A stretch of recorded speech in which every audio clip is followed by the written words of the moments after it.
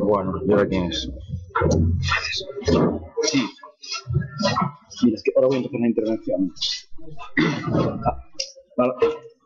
Vale, venga.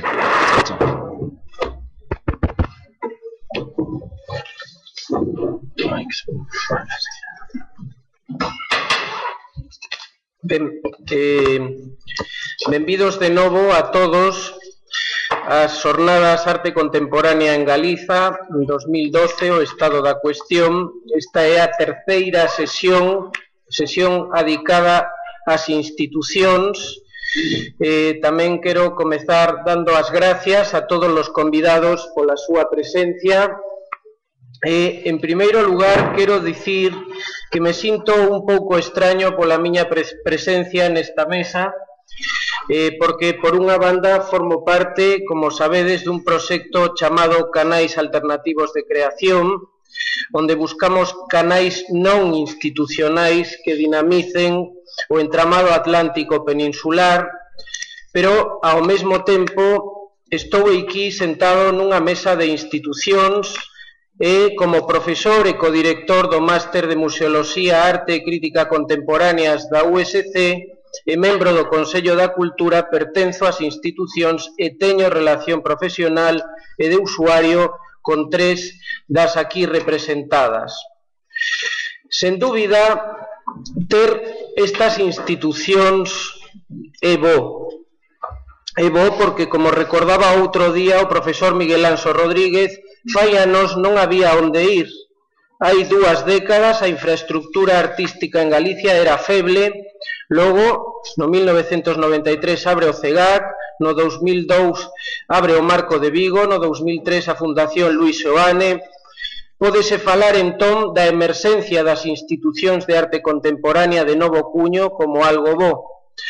Poder facer esta mesa é, desde a óptica galega, unha boa noticia.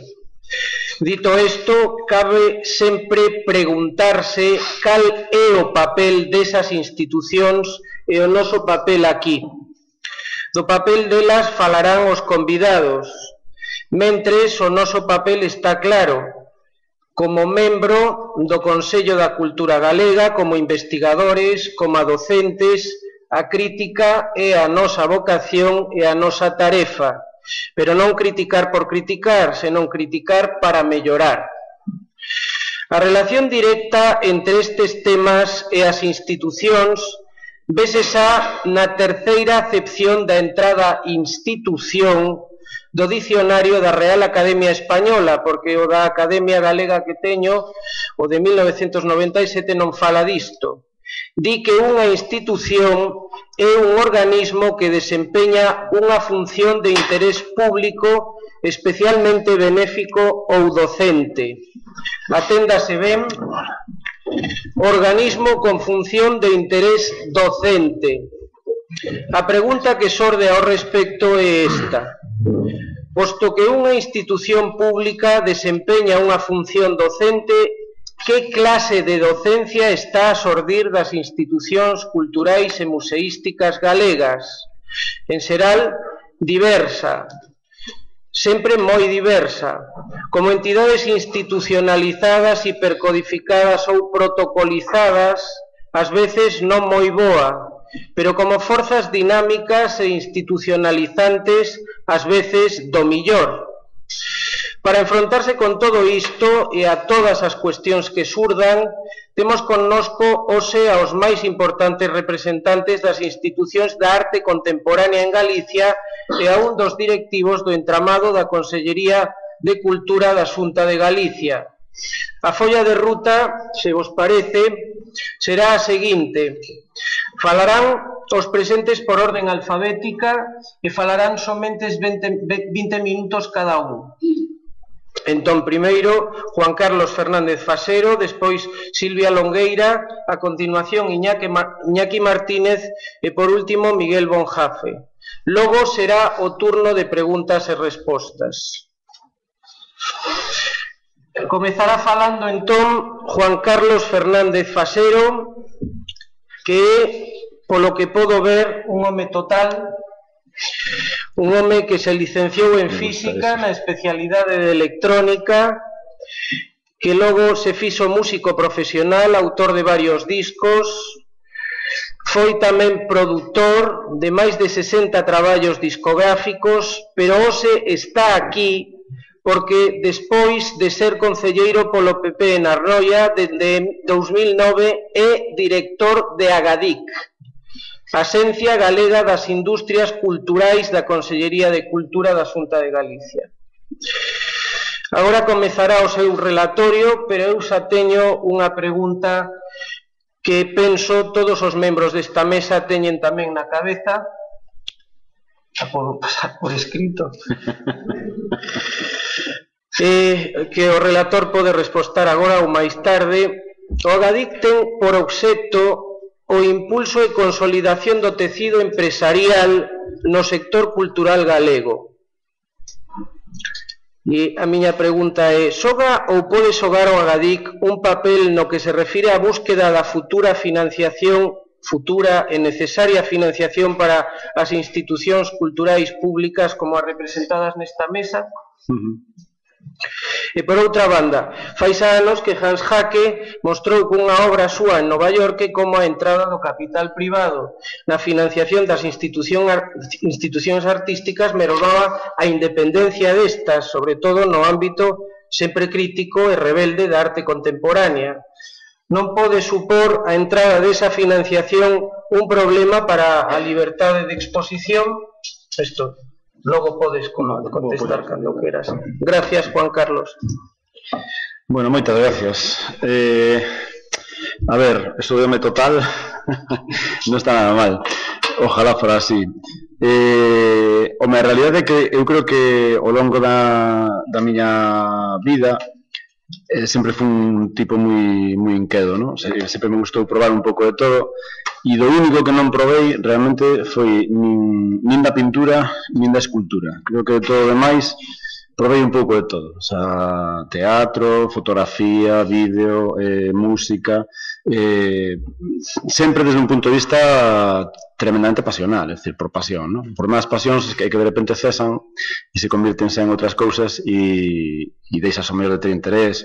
Pero bueno, sí que hai unha certa un certo afán de experimentar, ¿no? Respecto ao papel da Agadic, bueno, podemos ir debullando un pouco, porque se queres empezar por aquí ou deixo isto por final. Bueno, vamos falando e se non resposto, pois despois reformulamos as preguntas. Vamos a ver, Agadic é un órgano relativamente novo, é do ano 2008. Eu sempre, en todas as miñas declaracións, creo que foi unha moi boa idea ser Agadic, pero creo que desde o principio se serou mal, porque realmente se serou como unha herencia de un IGAEN, ¿no? Eu hubiera sido máis partidario de pechar un IGAEN e de abrir un Agadic, que de facer unha especie de continuidade. Porque moitas veces que as continuidades o que faz é ir tapando buratos, ¿no? Decir, bueno, pues nos surge un problema aquí, intentamos saber isto, co cual montar un Agadic está levando máis tempo do que se pensaba, ¿no?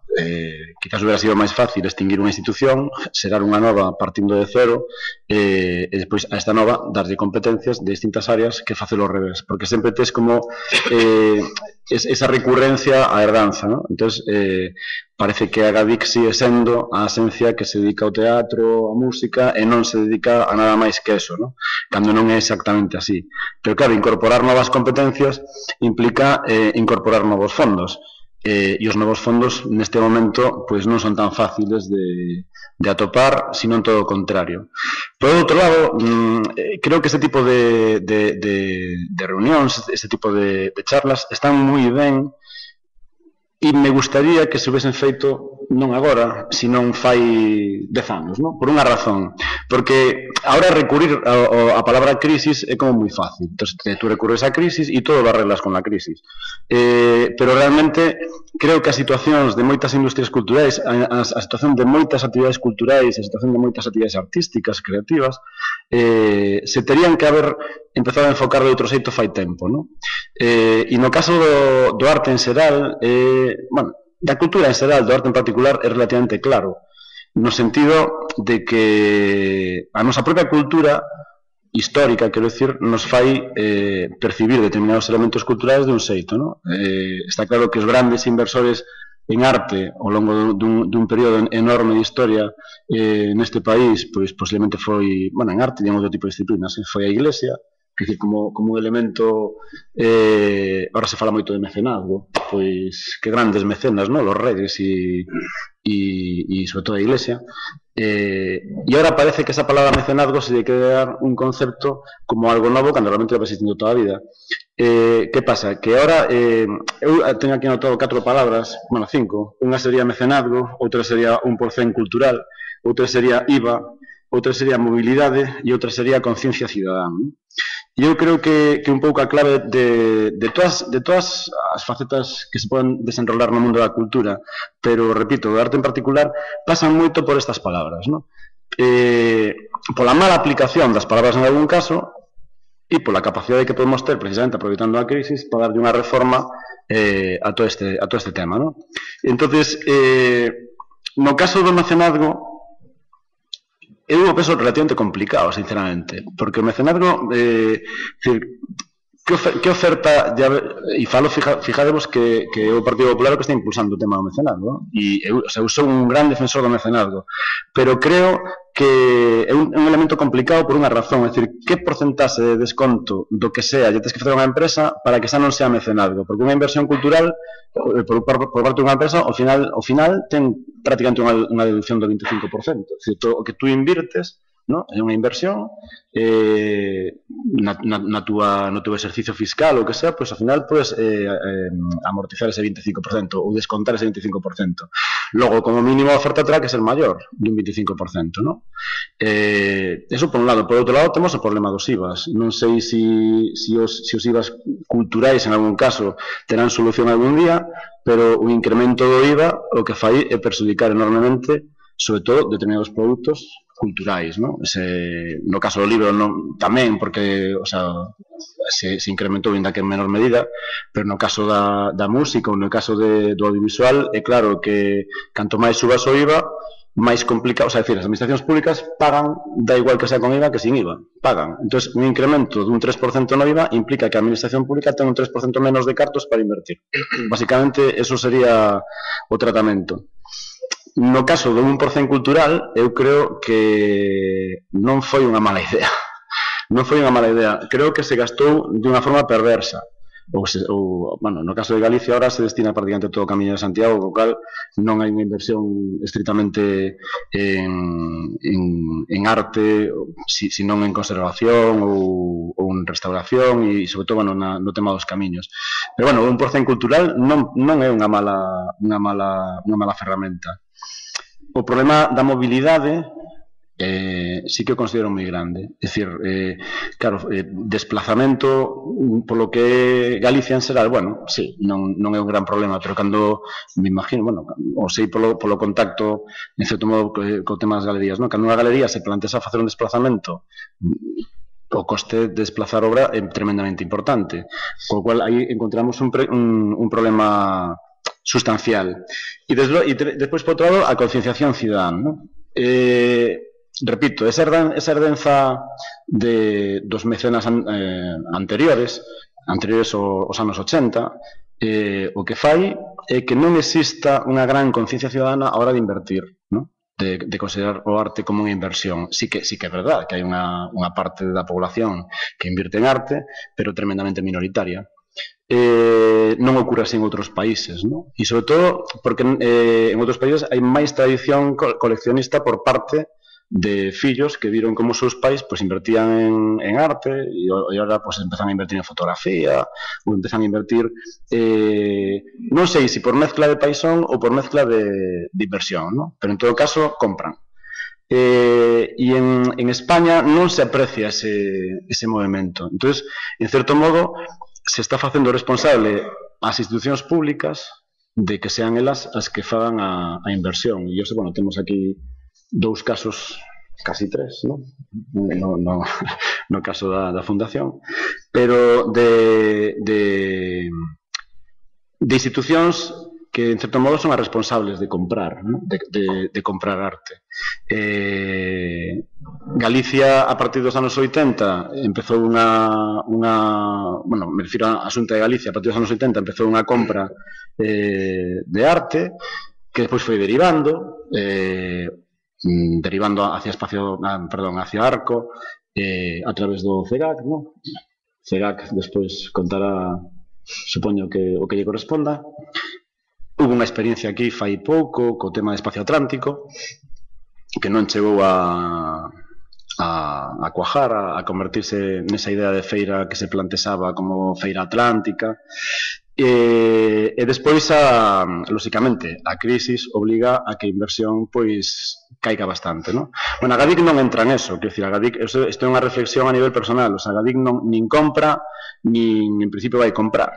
A Gadic o que ten que facer como institución que traballa cas industrias culturais e tamén con fundacións é precisamente xerar políticas que o que fagan sea favorecer esa mobilidade ou ese comercio, non? Pero non compra directamente, nin vai comprar. Pero non compra nin arte, nin compra nada, quero dicir, o sea, nos non compramos actuacións de teatro, nos o que facemos é fomentar unha rede para que as compañías de teatro actúen pola rede, ou nos non compramos películas, o que facemos é fomentar líneas de axudas para que os produtores pois podan ter unha financiación para unha parte do custo da película, non?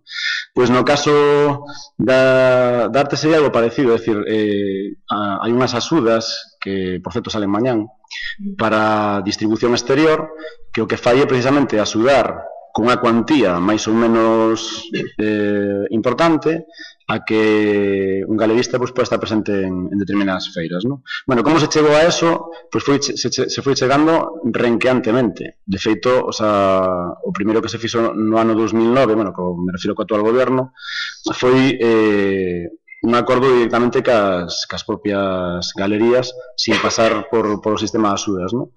Pero despois no 10 se incorporou o sistema de axudas como un elemento pechado, é dicir, había unha cantidade pechada para esos galeristas. No 11 se abriu e no 12 en principio tamén será aberto. Por qué? Porque no ano 10, da cantidade que en principio se falara, nos atopamos que se gastou máis, non? Entón, nos tiñamos dúas opcións, decir, bueno, faláramos dunha cantidad tope, co cual, ao chegar a esa cantidad tope, os demais galeristas xa quedarían fora, ou ben plantexar que se hai cartos, xa por que non? Esa é unha actividade tamén que debe ser apoiada. Entón, ao final, pues, se eliminou esa barreira de unha cantidad económica e agora mismo, xa calquera galerista ou calquera bueno, para feiras, basicamente, ou para distribución exterior, pois cada empresa que quera facer unha presencia en feira internacional, bueno, internacional, eu sempre falo que internacional é do Bierzo para lá, o sea, Zamora internacional, pois pode ter acceso a esas axudas. Son importantes? Relativamente, pero polo menos é unha iniciativa para que haya unha certa ventaxa respecto a outras empresas que mellor non son tan periféricas ou que teñen outra capacidade que non temos desde aquí, non? Se pode facer máis? Obviamente sí, obviamente sí. A Gadic tamén absorbeu, cando desapareceu a Dirección Xeral, absorbeu a Casa da Parra e as exposicións que se están facendo na Casa da Parra pois se organizan bueno, se pagan desde a Gadic. Pero, repito, eu mismo non compramos. O que podemos son exposicións e colaboramos con ese tipo de actividades. Eu son da opinión, repito, que a palabra crisis pode ser estupenda para sacar como unha especie de tapadeira para tapar todo o que nos dé a gana, pero creo que o que hai que precisamente aproveitar é este momento para darlle unha volta. O sea, desde un punto de vista económico, eu considero que, e toco madera, sí, aquí non xa, toco madera, que o ano 12 é un ano chan, é dicir, que o 13, polo menos para Gadic, en teoría non vai a ser peor. Non sei se para o resto, pero para Gadic, en teoría non vai a ser peor. Dios me bendiga. No, é unha opinión, o sea, sabes que o problema isto é que cada vez que mañán les a prensa e a noticia vai ser peor que a Dios, pero en principio todo parece indicar que é así, co cual considero que será un momento fabuloso para darlle unha volta a todo isto. É dicir, e cando falo de darlle unha volta, falo de que precisamente como que aparentemente vai ocurrir nun período bastante longo de tempo, non é moi prometedor, é dicir, bueno, vai ser un ano chan, pero é que o 13, inda que non sea peor que o 12, posiblemente tampouco sea moito mellor. O 14 vai ocurrir, o sea, non vamos a despegar a estas aves, ¿no? Entón, é moi importante que cada euro que se gaste ca convicción de que o ano que ven posiblemente sea algo parecido. Non con esa sensación de, gastar que dá igual 200.000, ¿no? Pero o problema é que a 200.000 solucionan moitos problemas. Entón, eu, repito, considero que este é un momento propicio para iniciar un diálogo en xeral con todos os sectores da industria cultural para precisamente modificar o que haya que modificar, ¿no? O sea, pero porque o escenario que se vai a pintar, repito, ainda que non vai a ser peor, tampouco vai a ser tremendamente mellor. O sea, que decir, igual que baixamos pois en 4 anos de asunta de 12.000 millóns a 9.000 millóns, en 4 anos non se van a recuperar de 9.000 a 12.000. O sea, eso posiblemente pasen... Bueno, pero polo menos consolidar un sistema de gasto, un sistema de inversión e un sistema normativo, sobre todo normativo, que favoreza o máis posible esa mobilidade, ¿no? Porque o que nos atopamos moitas veces, ou posiblemente, que cando tú xogas, repito, desde unha institución de reciente formación, inda que vayas incorporando competencias, estás traballando con parámetros económicos moitas veces que non se adaptan a determinadas disciplinas que son novas, non? Novas me refiro na incorporación a GADIC. Entón, posiblemente as cantidades que se dedican a arte non sean as adecuadas, posiblemente as cantidades que se dedican a teatro tampouco sexan, pero temos que facer unha combinación de todo eso, igual que das líneas de axudas que se poden sacar para distintas convocatorias. Entón, independientemente, repito, de que esta reunión é hoxe, non é outro día, que repito, me hubiera gustado frase fai 10 anos, nos hubiera solucionado moitos problemas, pois me gusta ser un pouco optimista nese sentido, no sentido de que considero que estamos nun momento idóneo para cambiar, ¿no? Para cambiar, e creo que debemos ir un pouco por aí. Respecto a máis cousas, o de xoga ou pode xogar o GADIC un papel no que refira a búsqueda de futuras financiacións, pois estou de acordo. Lóxicamente as financiacións, o sea, o ente público como ente máximo, que é o que ao final paga a factura, eu creo que eso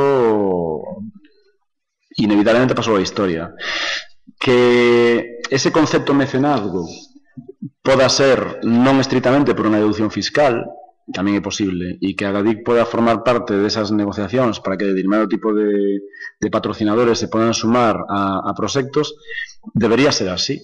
É dicir, debería ser así. Eu sempre considero que a inversión pública en ningún caso debería pasar dun 30-40%, porque o que pase desa cifra é dificilmente viable. Quer dicir, se tú a un proxecto lle quitas un 30%, posiblemente se poda facer igual.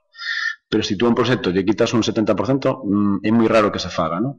Co cual, as axudas públicas, que efectivamente son moi importantes, non poden ser as máis importantes. O sea, teñen que ser un elemento que sirva para fomentar, para incrementar, para darlle ese toque de valor, pero non ser o elemento sustancial que manteña un sector.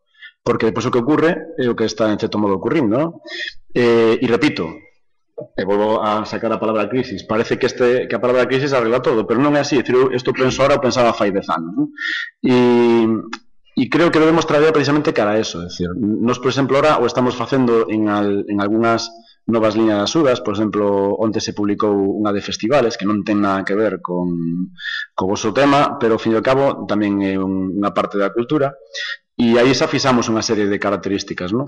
Entón, creo que posiblemente debemos camiñar por aí. É dicir, o que ocurre moitas veces dentro de calquera disciplina cultural é que efectivamente ten que ter un apoio institucional, pero cantas, ¿no? É dicir, a mí me encantaría que en Galicia houvese 500 produtores audiovisuales, 3.000 festivales e 4.000 galerías, ¿no? Pero posiblemente a Xunta non pode atender a todas, co cual o que temos que facer é que sea viable, polo menos que o tecido empresarial que existe se manteña. Aí vamos ben, relativamente ben. O sea, quero dicir, sabes que fixemos unha serie de estudios sobre o valor das ciencias culturales e as conclusións que sacamos é que en número de empresas desde o ano 2008 ata o ano 2011 non só desapareceron prácticamente ninguna, sino que se incrementou o número de empresas, o cual é peculiar, ¿no? Claro, que ocorre? Que hai empresas que son tremendamente pequenas, empresas de un, de dous, empresas de máis volumen que o mellor, pois, o que ocorre é que teñen que despedir a un par de traballadores, pero os traballadores se reconvirten e volven a crear unha nova empresa traballando no sector cultural, co cual o tecido cultural galego, a pesar da crisis e a pesar de que obviamente descendeu, o sea, que decir, non vamos a contar mentiras, o sea, o tecido claro que descendeu, sin embargo se mantén saludablemente respecto a outros sectores, que decir, o sea, hai sectores que prácticamente desapareceron do mapa e o sector cultural aguanta estoicamente, pero bueno, entendo que unha institución non está para que aguante, o sea, está para fomentar e para conseguir que crezca. Curiosamente, o que non se observa son fusións, decir, aquí non se fusiona a nadie, o sea, si analizamos o panorama internacional, pois nos damos conta de que hai moitas fusións de empresas culturais en Serael, de promotores, bueno, incluso centrales de compras, e aquí, máis ben, non, máis ben o que hai cada vez un incremento da individualidade, non? Entendo que a individualidade é boa para aguantar, pero non é boa para crecer. Entonces, se buscamos crecer, entendo que non é o camiño. Curiosamente, nos apostamos en algún tipo de axudas polas coproduccións, polas unións temporais de empresas, pero non se suele dar ese elemento. E entonces tamén creo que pode ser un problema importante a hora de desenrolo de determinado tipo de actividades culturales, incluídas as vosas. Non supera a entrada desa financiación un problema para a liberdade de exposición. Bueno, eu creo que pode ser que sí. É dicir, eu entendo que cando un patrocinador quere patrocinar algo, lle interesará saber cal é bueno, lle interesará ter un certo control sobre o que patrocina. Entendo que para determinado tipo de patrocinios pode ser negativo, pero tamén dependerá un pouco do creativo ou do galerista ou de que se enfrente a esa proposta, bueno, sea fotografía ou calquera tipo de arte contemporáneo, pois esa venta del alma al diablo, ¿no? Pero bueno, en Estados Unidos ocurre con unha tremenda normalidade e non pasa nada.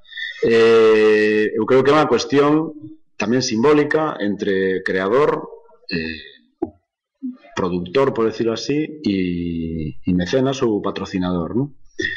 Hai unha defensa da propiedade intelectual que te garantiza que se tú queres que a tua imaxe non se utilice para determinado tipo de produto, pois non se pode utilizar. Pero bueno, se estás captando algún tipo de patrocinador, non o ves o malo. Tampouco creo que eso este ocurrindo, precisamente polo que falaba antes. Eu creo que a educación histórica leva a unha certa separación do mundo empresarial do mundo cultural. Quero dicir, é curioso que se analizamos, ¿no? O sea, os grandes patrocinadores de cultura en Galicia están relacionados basicamente con marcas moi concretas, pero non se percibe ese gran apoio da gran empresa. É curioso, existe unha certa lonxanía desa élite económica respecto á élite cultural ou a cultura en xeral. E iso tamén me parece preocupante. Dicir, non sei se é por un concepto educacional, se é por un concepto histórico ou se é por un concepto simplemente de que non hai interés en invertir en cultura, ¿no? Pero tamén pode ser derivado da pouca existencia dun comercio real. O sea, que decir, o que falaba un pouco antes, é dicir, o tipo de coleccionismo que existe, non falo en Galicia, falo en España en xeral, o sea, non é un coleccionismo histórico, é dicir, hai grandes coleccionistas, pero son coleccionistas casi de forma individual, o sea, eu son un apaixonado e compro e vou e tal, pero falta ese concepto de herdanza, non? É dicir, bueno, o meu pai era un coleccionista, eu tamén son coleccionista, ou estou moi interesado no tema da arte, non? Sí, remato cuando queiras. Bueno, pues para rematar, repito, dentro deste panorama negativo, eu son bastante optimista, porque creo que non queda outra, creo que se poderá ser o que queiras menos pesimista.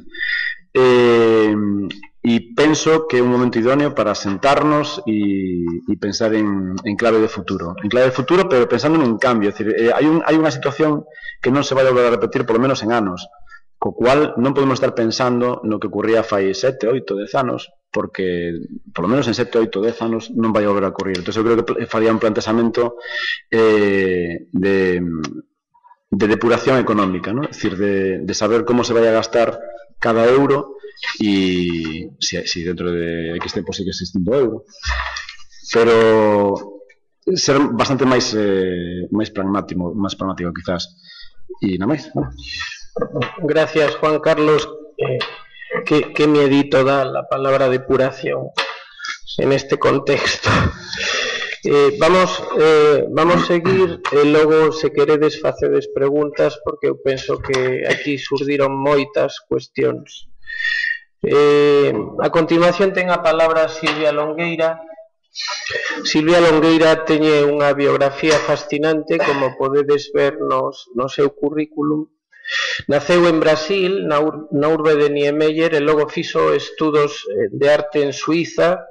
Co tempo levanta a súa propia xestora cultural pioneira en Galicia, Rei de Oros, en 1996, pero hoxe está aquí como directora da Fundación Luis Seoane da Coruña e como gran especialista en xestión municipal, despois de ter sido concelleira polo PSOE na Coruña durante bastantes anos. Teño tamén neste caso unha pregunta concreta que presentaría xa antes de cederlle a palabra.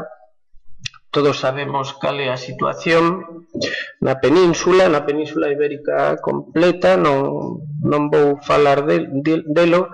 O Reina Sofía, o Magba, Serralves, se dan os nomes, se suceden, os recortes tamén, non fai falla desglosalos, aínda que os sabemos, os coñecemos. Neste contexto destes últimos anos, por que apoiar a creación de novos centros como Ágora? É dicir, non sufres agora como directora da Fundación Seoane a construcción da Ágora, vendo mermada a financiación que agora tes polo que antes apoiaches? Gracias. Sí. Bueno, pois moi boas tardes, perdón porque cheguei tarde, perdón aos compañeros de mesa e aquí aos presentes, pero chovía moito e se sei que vas a facer estas preguntas igual tardaba un pouco máis, pero vamos a nada. Bueno, a ver, eu preparei aquí o que penso que podría servir tamén un modo de análise sobre o que temos hoxe aquí a debatir, que eu creo que se convirte, bueno, pues nun debate con mesa e con micrófonos, pero todos os que estamos no sector, eu creo que o que decimos todos os días, o que debatimos todos os días, e que nos preguntamos case todos os días, non? Mais que a veces xestores culturales parecemos pois axentes da prima de riesgo, vendo para onde vai e para onde ven, e a ver que vamos a facer co que temos ou co pouco que temos. Entonces, a mí faiseme necesario, neste tempo do que dispoño para ofrecer o punto de vista sobre o sector da arte contemporánea en Galicia, ir da man do estado económico que circunscribe a este sector en Galicia.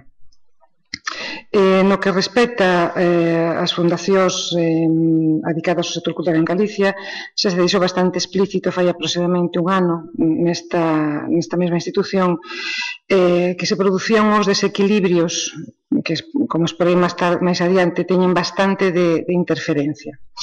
O nacemento da Fundación Luis Seoane obedece a varios factores indisolubles da súa posta en marcha. Primeiro, había un obxectivo persoal e irrenunciable de Maruxa Seoane, que agromaba na súa bagaxe vital o exilio e os anhelos da xeración perdida. Había unha vontade política de proxectar na Coruña, a través da institución municipal, un centro de arte contemporánea que convivira co legado de Seoane.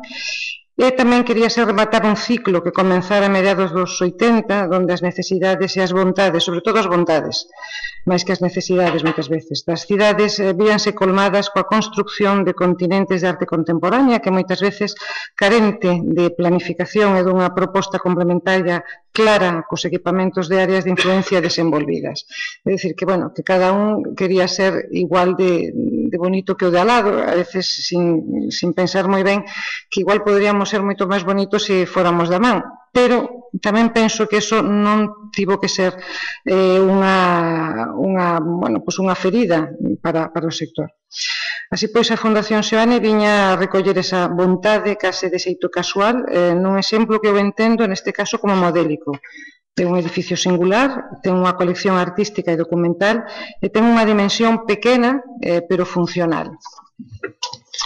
Establecida como fundación e promovida, como decía antes, polo Concello da Coruña no 96, a súa financiación, é dicir, o que tiña que ser o xermen do seu desenvolvemento económico, xa nacía nunha situación de crise generalizada no noso país. Esa crise estaba vinculada ás políticas neoliberales que estaban en auxe nos Estados Unidos, en Inglaterra, en Alemania, países nos cales a estructura artística que se desenvolvera con financiamento económico gubernamental entrara nun proceso de cuestionamento e, por conseguinte, de redefinición.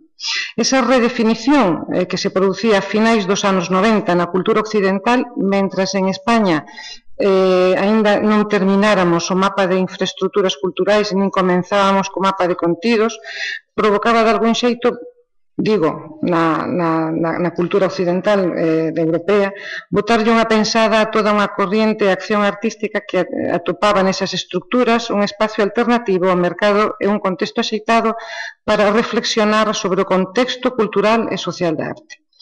Con isto quixera levar a pensar que un novo mapa estábase reconvertindo e ao mesmo tempo, no caso de España, abríndose para que poidésemos artellar como íamos a construir a infraestructura cultural, que eu creo que é unha das frases que máis se leva repetindo desde fai uns 4 ou 5 anos. Insisto, como íamos a construir a infraestructura cultural do país no máis amplo sentido da palabra. Posiblemente, nese momento no que xerminaban, e non fai tantos anos, as ofertas e as ilusorias pero tangibles demandas culturais, estivéramos no intre de planificar polo ben común e de artellar unha industria artística na que xurdían e se consolidaban feiras de arte internacional, abríanse novas facultades de belas artes e se arrastraba un incipiente coleccionismo de mediados dos 80 que se extendera ao sector público a través da compra de institucións públicas e financeiras que tiveron un papel importantísimo durante eses anos 80 e 90. Incluso como anécdota, a través do cinema americano nos chegaban secuencias de executivos de Wall Street, todos podemos recordar que non eran ninguén se non mercaban arte contemporánea ou asistían a subastas e que facían posiblemente máis histeria que historia. Gran parte dos que hoxe, de alguma maneira, estamos vencellados ás institucións artísticas, asistimos á creación deste sistema de promoción pública e privada da cultura. E na maioría dos casos, con pudores. Eu creo que algunhas veces pudores visigóticos que nos levaba a pensar e a actuar de xeito excluinte entre a vicisitude pública e a vicisitude privada. Durante moito tempo, algo que se comentou aquí, posiblemente se pensou que ese apoio privado iba a mermar, nos iba a desvirgar de algún xeito da verdade non moi agraciado. Non é que se fuxira, pero non se fixo nada por achegarse a ese financiamento privado, a tirar da cadea co financiamento privado cando, como dicía antes, en Europa, mesmo en países que Alemania, que moitas veces son un exemplo de grandes cousas, pero case sempre sí, xa era un sistema absolutamente institucionalizado e foi quen, ademais, compartiu con todo o sistema gubernamental o apoio da cultura. Pero o desencontro actual, a prima de riesgo e o intervencionismo económico a marxen, está basado na desestructura intrínseca do hipotético modelo de industria cultural do país. Se ben é certo que as infraestructuras creceron tratando de asimilar o ritmo das industrias culturais de Occidente, o sistema de proveedores desa industria facía malabarismos para poder manter unha imaxe que non era así. Primeiro, a excepción de comunidades como a catalana ou o País Vasco, non existen liñas políticas culturais que determinen cales son os obxectivos locais, provinciais e autonómicos nos que debe de persistir unha política cultural. E de existir, fanno en modo intuitivo, pero non co convencemento de que o ente de goberno é o que ten que analizar, proxectar, executar e divulgar de xeito claro e transparente o cometido que defenden, que poden ser moitos e variados e que non se trata de xulgalo. Podemos escoller sector audiovisual, xóvenes creadores, cultura popular, etnoloxía, deseño, cultura material. non son, ningún deles son excluintes, e ningún deles poden ser, nin deben ser vergonzantes, e nin deben de ser afastados ou pensar que non poden convivir. De outro xeito, tampouco podemos pensar que non podemos adicarnos dentro dunha política cultural a fomentar un solo deles. Posiblemente esa non inxerencia en marcar liñas serias e profesionais de traballo cultural sexa un dos marcadores que fan que, a excepción de entidades financeiras, as posibles e escasas empresas privadas dispostas nos seus plans de marketing a financiar a actividade cultural deixan como algo menor e incluso como un gasto de publicidade, non unha inversión en imaxen ou financiamento. Non digo só de institucións máis ou menos consolidadas, senón de artistas ou incluso proxectos procesuales. É dicir, o que é a propia falta de seriedade, e cando digo seriedade é de un xeito, bueno, non adxectivándolo, sino definindo simplemente, coa que o sector cultural intentou facer esta travesía do deserto, levantarse, poñerse en pé, esa seriedade na práctica da planificación e incluso de creerse unha propia industria, foi o peor enemigo, é o peor enemigo que temos moitos dos axentes culturais ou os que estamos ao frente de institucións para potenciar e para chamar esa nova financiación privada que ten que vir e que ten que estar de algún xeito moi vinculada ás institucións culturais. Deste xeito, cun sector público que non ten marcadas estrategias culturais no estrito sentido da palabra e empregando a palabra política a modo de conxunto de ideas e accións, emprego aquí, cun sector privado feble, o que non lle damos contrapartidas específicas para inversión, e non me valen actitudes casi eu diría que autoritarias, non? É dicir, chamar a unha empresa e dicirlle financiame isto, tens que financiarmo porque eu levo esta xestión e tens que facelo. Eso non me vale como financiación privada. Iso é unha persuasión ou iso pode pasarlle a calquera porque o director dunha empresa lle caes mellor ou peor. Iso non é unha actitud seria a hora de chamar as empresas privadas ou a financiación privada. Nos atopamos nun extraño sistema de supervivencia na que paradóxicamente somos nadadores profesionais. Temos o noso entrenamento, temos o gorro, temos as aletas, temos o bañador, pero como non temos piscina, pois só podemos competir cando a marea sube. Cando a marea baixa, somos estupendos, seríamos uns exquisitos profesionais en calquer lugar do mundo occidental, pero non podemos leválo a cabo. E nese escenario, baixando e acotando máis de cara á terra onde se atopa, neste caso a Fundación Liceane, onde se encuadra o ámbito do crecemento de fundacións, que hasta, por exemplo, no 2005 contabilizábase en España 1.329 fundacións destinadas á cultura. O campo ao que maior número de fundacións españolas se adicaron, según se sinalaba fai un ano aquí nesta casa, a profesora Marta Rey, o campo ao que maior número de fundacións españolas se adicaron desde a década dos 90 ata mediados da primeira década do século XXI. É dicir, tanto desde a iniciativa privada para crear fundacións como desde a iniciativa pública viron que no ámbito cultural se daban unhas condicións, pero, insisto, deslavazadas, desequilibradas de algún xeito, e que con eso, bueno, pues posiblemente hai toda unha detrás toda esa inexperiencia que decíamos antes de non ter arpellado a industria cultural. E en ese ámbito, no que, ao igual que calquera outra institución de tamaño e finalidade similar, ten que lidiar. Primeiro, definindo a súa liña de traballo, que non foi doada de atopar. Por exemplo, na caso da Seoane, non só se trata de traballar co obra de Seoane, senón facelo en paralelo co obra de artistas contemporáneos ou con exposicións de tema que lle deran corpo aos cometidos da Fundación e visibilidade no mapa nacional. Sofrendo os desequilibrios que decía antes desa no industria que se mece sen atopar unha directriz clara con respecto á definición do financiamento.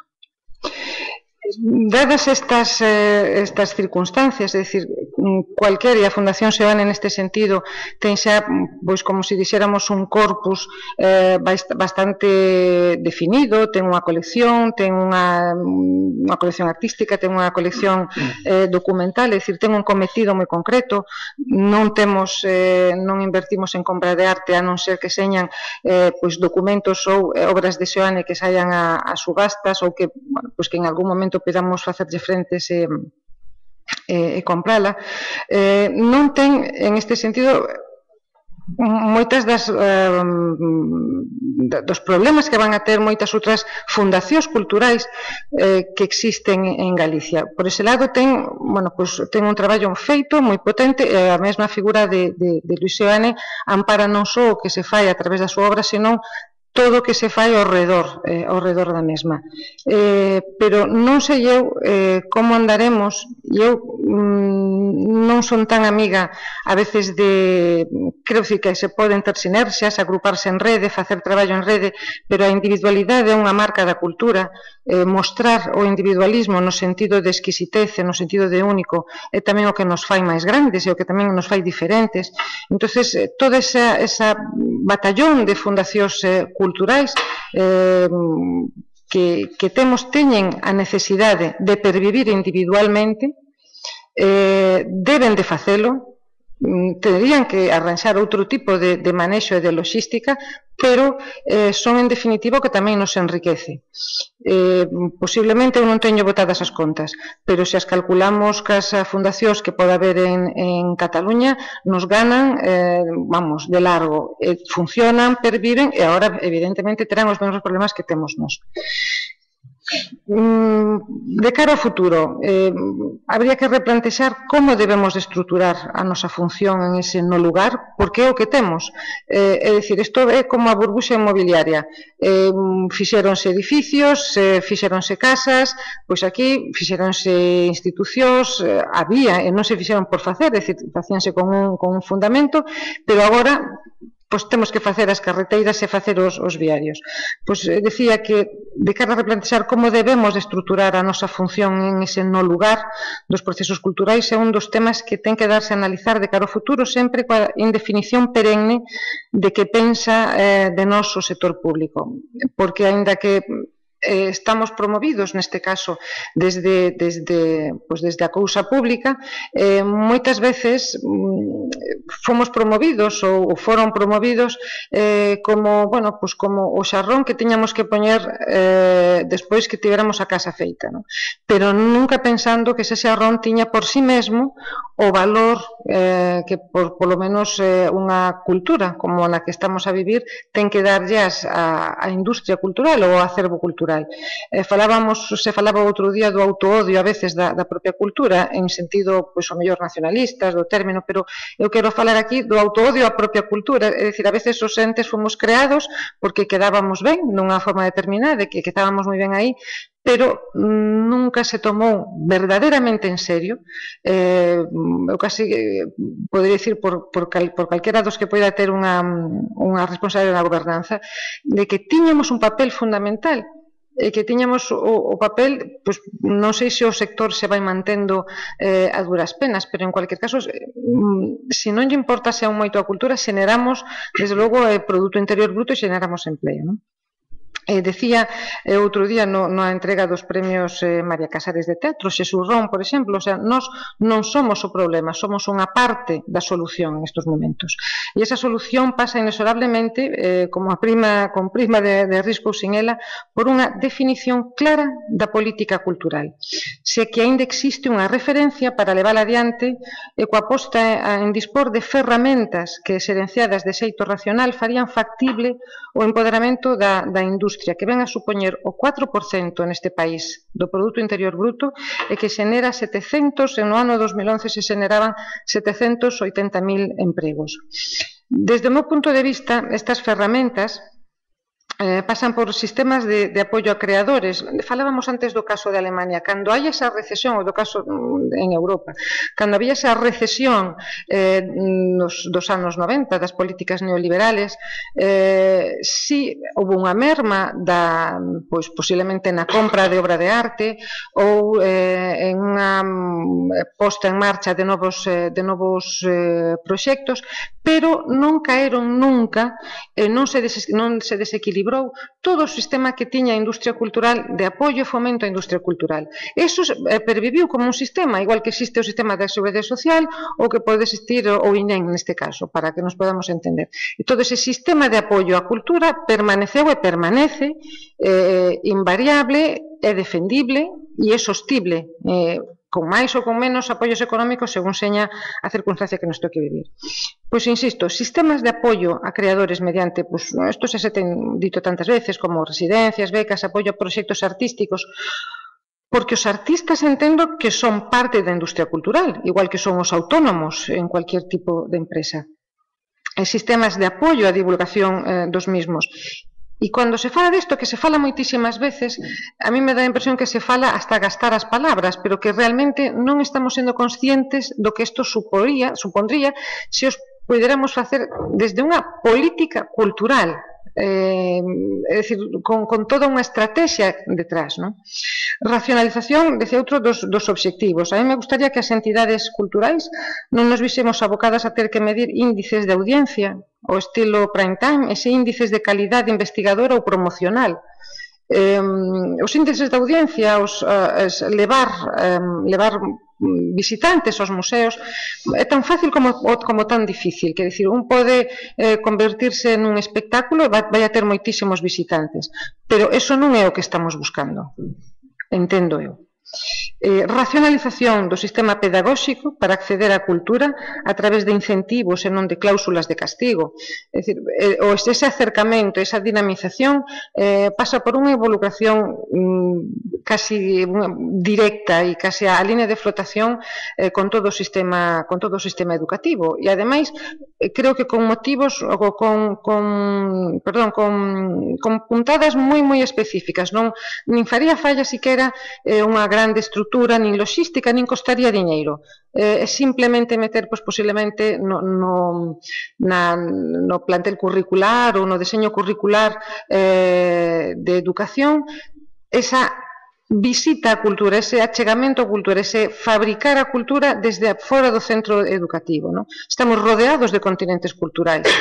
Non deixa de ser, para os profesores, moitas veces, un auténtico castigo ter que levar os nenos ou incluso ter que programar, ter sempre esas programacións, esos diseños curriculares tan estrictos que fan que apreciemos as cousas sempre desde a lonxanía, pero non señamos capaces, pois, de, como decía outro, de ideas tenemos todos, pero o difícil é pintar un burro con un gitano. Pois eso, faino tan difícil que moitas veces cando un quere chegarse á cultura é prácticamente imposible porque os sistemas de barreira foron bastante agresivos. Racionalización de convenios con ítems económicos e de actividade. Igual que desde os servicios sociales, igual que desde, insisto, desde o emprego, desde os planes concertados que teñen os concellos, pois habería que establecer dentro do servicio cultural ou a Consellería de Cultura, non o sei, tampouco é cuestión de poñer nomes porque a idea está aí. Unha serie de convenios concertados que non dependeran, tanto de unha programación, de unhas actividades, de unha implantación no territorio, de que obxectivos se están acadando cada vez que un recibe unha financiación, e que non estuveramos ao albur.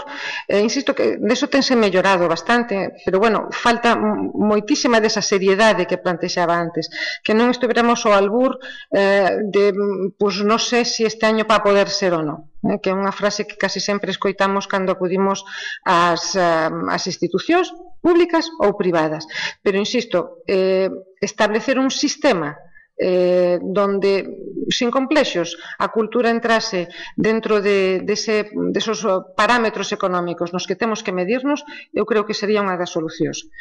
Algo que se falou aquí, a promoción de un banco de intermediación para o financiamento privado de proxectos plurianuais. Quen goberna, quen decide ou quen pode marcar as políticas culturais, ben seña no local, no autonómico ou no Estado, é quen ten esa primeira liña de achegamento ca financiación privada. E é quen coñece moito mellor que as institucións que estamos tratando, pois, moitas veces de facer, no meu caso, de muller orquesta, seguramente dos meus compañeiros tamén, con seriedade, pero que un ten que estar a todo, pero quen mellor coñece esa liña de flotación onde se pode chegar son evidentemente as persoas que están tanto no poder de decisión local, decía, autonómico ou estatal, e posiblemente son os que saben ou os que poden dirixir dunha maneira, evidentemente, obxectiva. Posiblemente non sea moi obxectiva en algúns casos, pero me valdría igual. Quero dicir, son quenes nos poden dirixir e quenes nos poden permitir a entrada con todo este sistema privado de financiación, non? E eu remato aquí para contestar algo que me preguntaba Federico nese sentido, pero quería rematar. Eu non digo xa, nin falo nin de pesimismo nin de optimismo, porque non sei exactamente, non son ni capaz de albiscar onde está o fondo de todo isto e como se retrotrae a situación para que podamos seguir falando e seguir traballando. No caso da Fundación Seoane, con financiamento público, curiosamente estamos nos niveles nestes momentos que estábamos no ano 2003. E con financiamento privado, despois de todos estes anos de traballo, estamos con moito máis financiamento privado do que estábamos no ano 2003, con cantidades moi pequenas, evidentemente, con moito sacrificio, pero sí que comenzamos esa inversión, ou se comezou a facer esa inversión xa fai, inversión me refero a ir en sentido contrario, xa fai algún tempo, pero en cualquiera caso de modo significativo, non significativo, case testimonial, aínda que vai en aumento. E eu, insisto, non sou nin optimista nin pesimista. Eu o que pido é que sellamos valientes, porque é o que nos queda. Ter un pouco de valentía para levantarse todos os días, porque non é fácil nin para os que temos que decidir como podemos xogar mellor e como podemos programar mellor co que temos, nin é fácil para moitos dos que queren estar nesa programación e que queren seguir ca súa carreira. E en cuanto al Ágora, Ágora é un proxecto plurianual que nace no ano 2002 e que ven a ser, forma parte dun proceso de expansión dos centros cívicos socioculturais de Coruña. Somos a cidade con maior índice de centros cívicos por habitante. E viña un pouco a concluir o que temos na Coruña, que se chama o Fórum Metropolitano, que é como unha pequena célula cultural dentro dun barrio, e que deu uns frutos magníficos. Ten unha programación de cine excelente, ten unha das mellores bibliotecas da cidade, que as ten, eu creo que unhas bibliotecas espectaculares. Viña un pouco a ser como a célula un poquinho máis grande e obedecía a política, quero dicir, a política, pero non da política que falaba eu aquí, de ideas e accións, a decisión política dun goberno municipal de fomentar, de dar a mesma igualdade, sei que pode habela, de oportunidades á xente que mora nos barrios ou á xente que vive en outras zonas de maior nivel social, por así decirlo. Entonces se pensa nunha zona moi deprimida da cidade, que é a zona da Agra do Orzán, é unha zona que creceu moitísimo, sobre todo nos anos 60, con ese crecemento salvaxe do urbanismo, e ademais onde compraban moitos emigrantes que viñan de fora. Eu recordo que ali se compraban pisos sin ver os planos, e despois se levaba certas sorpresas. Ademais é un barrio que non está nada esponxado, que ten unha densidade enorme. Coruña é a segunda cidade máis densa de España. Entón, era unha forma de poñer ali outra pica en Flandes, como tamén se fixo cos museos científicos, e que ese barrio crecera ao redor, como se fai sempre, como se fixo no seu día con MACBA no Raval barcelonés, con maior ou menor éxito, pero coa mesma idea. Eso é a idea do Ágora, para eso nace, se proxecta, insisto, xa de atrás do 2002, e a todos nos colleu con esta crise, vista ou non vista, pero que está aí. Me quita cartos o Ágora? Pois que mos quite, que lle vou facer? En calquer caso, vai para un barrio que merece todo. A programación me van a permitir que eu non me manifeste, porque en este caso eu sou unha concelleira na oposición, entonces non vou a falar aquí si penso que está ben feita ou non ben feita a súa programación. Do que me alegro moitísimo é de que finalmente se abrira, porque nós fixemos unha prepresentación no seu momento, e despois, decisións de outro tipo decidiron que non se abrira, finalmente abriuse, en algúns casos con algunhas ideas e con algunhas liñas políticas que estaban trazadas de antemano que se volveron a retomar, noutras, cas propias que ten o goberno municipal que está agora. Posiblemente, se soupesemos que isto pasase, ou agora non estaría aí, ou estaría a mellor con outra estructura. Eu penso que o produto de unha época determinada, de unha planificación determinada. Tamén penso que é viable, hai un plantexamento que non é que ten o goberno nestes momentos de financiación para esa entidade e que pode funcionar, de feito estaban as bases postas, pero, bueno, pois non salimos nós. E é unha pena en ese sentido que se teña estigmatizado ese edificio, porque realmente era o edificio que viña a promover e sobre todo a levantar toda a movida alternativa que pode haber na cidade e na súa área de influencia, non? E como así creo que vai a ter que ser, naceu con ese cometido e creo que será. E a outra pregunta, que era todo do agora, non? Ala, pois xa está. Moitísimas gracias. Ben, de novo, a todo o mundo as preguntas que teñades as podes facer logo. É mellor reservarse para o debate, porque eu penso que haberá debate equipe PP-PSOE. Non. Agora vamos con Iñaki Martínez. Iñaki é, como sabedes, director do Marco de Vigo. A pesar da súa idade, é un home xove. Trátase dunha das persoas con maior experiencia en institucións de arte galegas, porque pasou polo CEGAC, polo Auditorio de Galicia, logo termina de formarse en Barcelona, traballa no Marco con Carlota Álvarez Baso, para en 2005 converterse no director da mesma institución do Marco. O ano pasado foi, en 2011, elixido presidente da Asociación de Directores de Arte Contemporánea de España. Así que, repito, penso que é unha das persoas máis cualificadas para falar hoxe nesta mesa. Antes de cederlle a palabra, de novo fago unha pregunta. Repito que non é para contestar agora, se queredes esperar a logo podedes facelo. É unha pregunta que ten que ver máis coa túa profesión, para salir un pouco do tema económico e do tema da crise. No mundo da moda existe unha expresión que acuñou Inditex e extendida xa a nivel mundial, que se ensina nas escolas de moda. Fálase de prontomoda. A prontomoda é o concepto para facer referencia á necesidade das grandes empresas de moda para captar todas as tendencias últimas. Inditex, H&M, etc. envían literalmente persoas por todo o mundo a pases de modelos, colocan outras a revisar os blogs da xente máis xoven e logo volcan todo iso nos seus escaparates xusto cando está a nacer eso novo que se move na rúa. Me consta que como director do Marco e como comisario eres uns dos promotores da introducción das tendencias. Es que isto é unha cuestión que surdiu outro día, o venres, neste foro.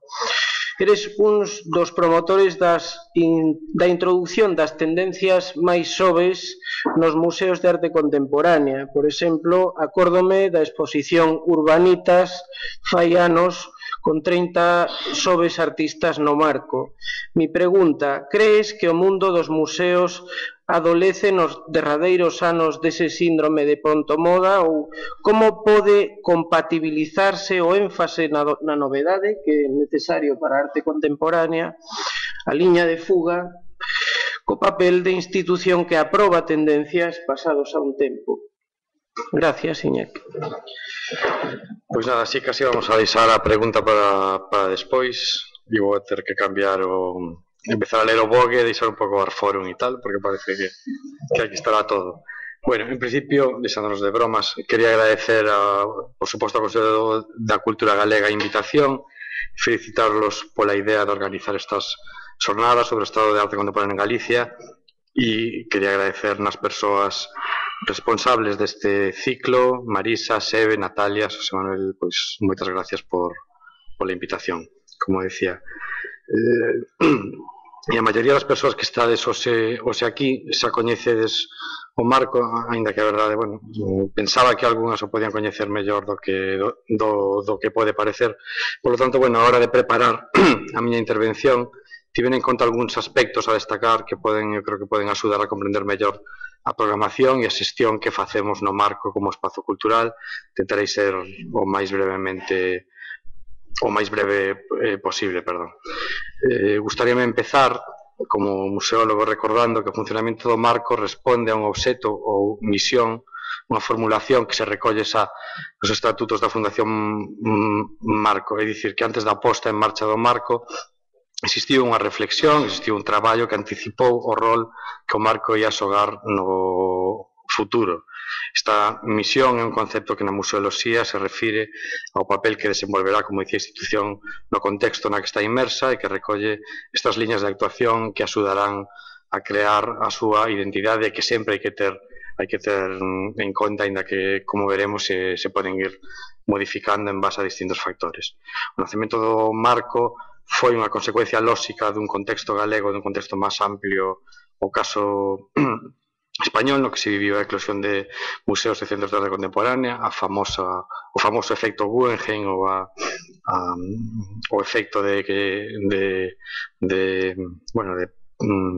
non me sei a palabra, paletismo, co que todas as cidades querían tener un Guggenheim, pero bueno, no caso de Vigo tamén responde realmente a unha necesidade local, xa que en Vigo a cultura estaba en mans privadas, estaba en mans de Caixa Nova, ou como se chamen agora, e non había realmente moitas iniciativas públicas de infraestructuras. En Vigo non había un auditorio como nas outras cidades galegas, non había un teatro municipal e, por suposto, non había ningún museo de arte contemporáneo nin moitas infraestructuras dedicadas a poder mostrar arte, a poder facer exposicións.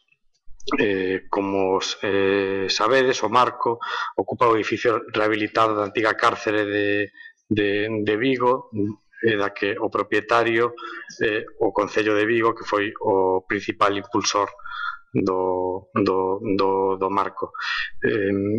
A rehabilitación ou construción do edificio do Marco costou só 9,5 millóns de euros, foi financiado no 75% destes cartos pola Unión Europea con fondos europeos. Eu diría que unha moi boa operación, xa que, bueno, facendo contas, o Marco só costou ao Concello de Vigo 2 millóns de euros, fai 12 anos, o que non é tanto tempo. Se vemos outras cifras que se poden manexar actualmente ou fai poucos anos, bueno, pois vemos a diferencia abismal do que pode ser unha boa xestión ou unha xestión non tan acertada. Como dicía, pois precisamente este pasado do edificio, o seu valor simbólico, foi no caso do Marco un factor clave para que se implicase o goberno municipal, facéndose eco de iniciativas promovidas por artistas e por intelectuais, sobre todo a cidade de Vigo, que defendían a preservación do edificio e o seu uso como centro de arte contemporáneo, xa que se estaba baraxando a posibilidade de derribar o edificio, un edificio con tanta simboloxía e con tanta historia para a cidade de Vigo, e, bueno, pois se conseguiu que non se derribara, e houve unha idea de derribar o edificio e facer unha plaza pública cun deseño de Bofil, cunha escultura de Chillida e demais ideas peregrinas que, bueno, afortunadamente non se levaron a cabo. E unha vez que se remata o edificio e pouco antes da inauguración, enseguida se deixa de lado a idea principal, o motivo polo que se recibiron fondos europeos para esta rehabilitación do edificio, que era albergar gran parte da colección de pintura do Museo de Castrelos, do Museo Municipal, que non tiña e sigue sin ter as condicións adecuadas para guardar e para mostrar estas obras. Esta idea ou esta finalidade inicial de construir un marco para albergar a colección de Castrelos ao final non se levou a cabo, e ademais o Concello de Vigo, creo que tamén noutra moi boa xestión naquel momento, crea a Fundación Marco para poder traballar con máis flexibilidade e ter unha certa independencia neste caso do Concello, e ademais conseguiu que se involucraran as distintas administracións, comprometéndose a colaborar cunha aportación estable, anual, desde o inicio, e desde o inicio, bueno, perdón, estou liando, como decía, o Concello nos dá a metade da nosa financiación e o resto é aportado por outras entidades. A Consellería de Cultura, que foi oscilando nas súas aportacións dependendo de múltiples factores. A verdade é que sempre tivemos un concello de distinto color político que a Xunta, que as variacións foron sempre interesantes. Tamén entrou desde o inicio a Deputación de Pontevedra, que estivo ata o pasado mes de decembro en que decidiron saírse, polo menos pagaron o que debían, nos debían os tres últimos anos de presencia na fundación. Tamén estivo Caixa Nova desde o inicio e tamén se foi este pasado mes de decembro. Veso moitas sonrisas por aí, a mí non me fai ninguna gracia. Tamén entrou o Ministerio de Cultura, que empezou a formar parte da Fundación Marco no ano 2006, cunha subvención nominativa que empezou en 150.000 euros, que este ano, segundo os orzamentos xerais do Estado que se publicaron fai 2 semanas, será de 107.000 euros. Digo segundo os orzamentos xerais do Estado porque o ano pasado tiñamos 127.000 e estamos esperando a ver si pagan ou non. Bueno, con toda esta historia tan divertida, a Fundación Marco nace con unhas liñas de actuación moi claras que recollen os estatutos tal e como leo. A Fundación estará dedicada á realización de actividades culturais de investigación, educación, formación, conservación, exhibición, todo acaba en on, e difusión da arte e da cultura contemporánea, con particular atención á produción artística da comunidade galega, así como estatal e internacional mediante adquisición, conservación, estudio, exposición e interpretación educativa de obras de arte contemporánea. Ben, aquí empeza xa o primeiro problema, xa que o Marco, a pesar de que incluso no seu acrónimo se identifica como museo, funciona a modo de Kunsthalle ou centro de arte facendo exposicións, xa que non temos colección. Eso, como dicía, a primeira variación que facemos nos estatutos. O Marco non ten colección, a constitución dunha colección é un asunto que por múltiples motivos, a pesar de que sí temos realmente unhas instalacións de uns almacéns que poderían estar moi ben, xa que están moi ben preparados para ter unha posible colección, nunca tivemos un orzamento mínimamente digno nin para comprar obras, nin para facernos cargo do traballo e dos custes que pode ter unha colección. Non temos departamento de registro, non temos departamento de restauración, non temos en fin, neste momento non teríamos nin capacidade para poder climatizar os almacéns, etc. Ademais, eu creo que tampouco tería moito sentido facer unha colección nestes tempos no que arte é tan absurdamente caro, e máis é unha exposición, unha colección comezando de cero, que pudiese ser diferente e ao mesmo tempo complementaria e que non tratase de competir con coleccións próximas dedicadas a arte contemporáneo, como pode ser a do CEGAC ou outras que naquele momento podía ser a de Castrelos ou a de Caixa Nova, ainda que foran máis limitadas ou puderan ter en principio menos relación coa nosa. Ben, que non teñamos colección creemos que non interfire coa nosa misión, esa que, segundo mencionado, vemos que estas liñas iniciais de actuación vanse modificando para poder configurar un lugar sen límites, un espacio que poida reaccionar ao pulso do contexto máis próximo e tamén reaccionar sobre todo os múltiples condicionantes de cada momento, como este momento tan interesante que estamos, por chamarlo de alguna maneira, que estamos a vivir. Temos que estar atentos a ser parte dos novos usos e hábitos relacionados coa cultura e todo isto nos permite ser máis áxiles. Os obxectivos creemos que sempre pasan por contribuir a ser un contexto crítico, que opine, que demande, axudar a creación de públicos informados e con criterio, propiciar que exista un verdadeiro diálogo entre necesidades e contidos. desde logo a responsabilidade que supón dirixir un centro de arte contemporánea vai moito máis alá de programar. Falaba Silvia de Home Orquesta, de Muller Orquesta. Son consciente de que os modelos non se poden cambiar ata que podamos justificar, digamos, esta desviación. Ben, este ano o Marco vai a cumprir 10 anos, un bom momento tamén para facer un análise pois neste momento pensamos, bueno, pois que o Marco que foi atopando o seu lugar na cidade de Vigo e na comunidade autónoma de Galicia. Creemos que na cidade o Marco é respectado, aproveitado, por poñer un exemplo, a semana pasada no Marco tivemos, pois o martes cedemos o Salón de Actos para a presentación dunha revista de performance onde se fixeron varias actuacións por parte de artistas e de alumnos da Escola de Arte Dramático de Vigo. O mércores tivemos un curso estamos facendo un curso todo o ano de Historia de Arquitectura con 130 persoas matriculadas. Houve unha conferencia dos arquitectos Iris Arre Piñera. O xoves estivo Juan de Nieves en diálogo, que estivo aquí outro día en diálogo con Isidoro Valcárcel Medina,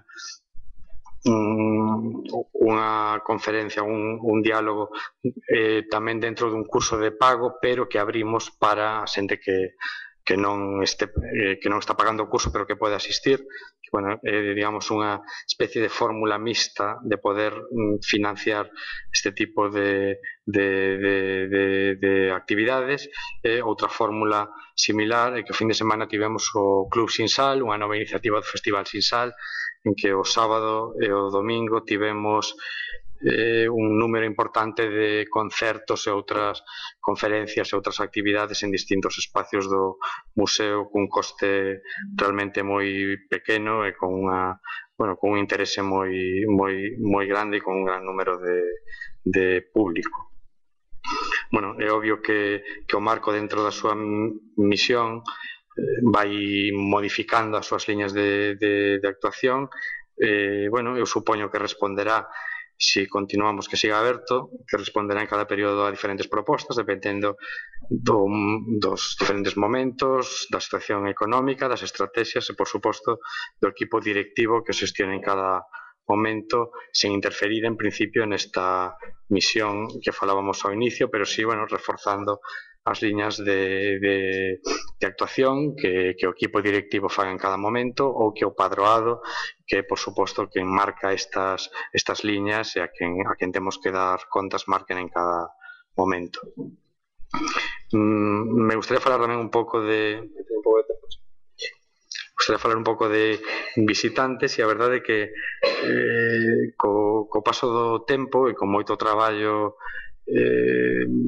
sobre todo do Departamento de Comunicación e con cero orzamento desde sempre para publicidade ao longo de todos estes anos, no Marco conseguimos unha afluencia estable, unha afluencia crecente de público. Obviamente a entrada gratuitas, a ubicación no centro da cidade son factores que axudan.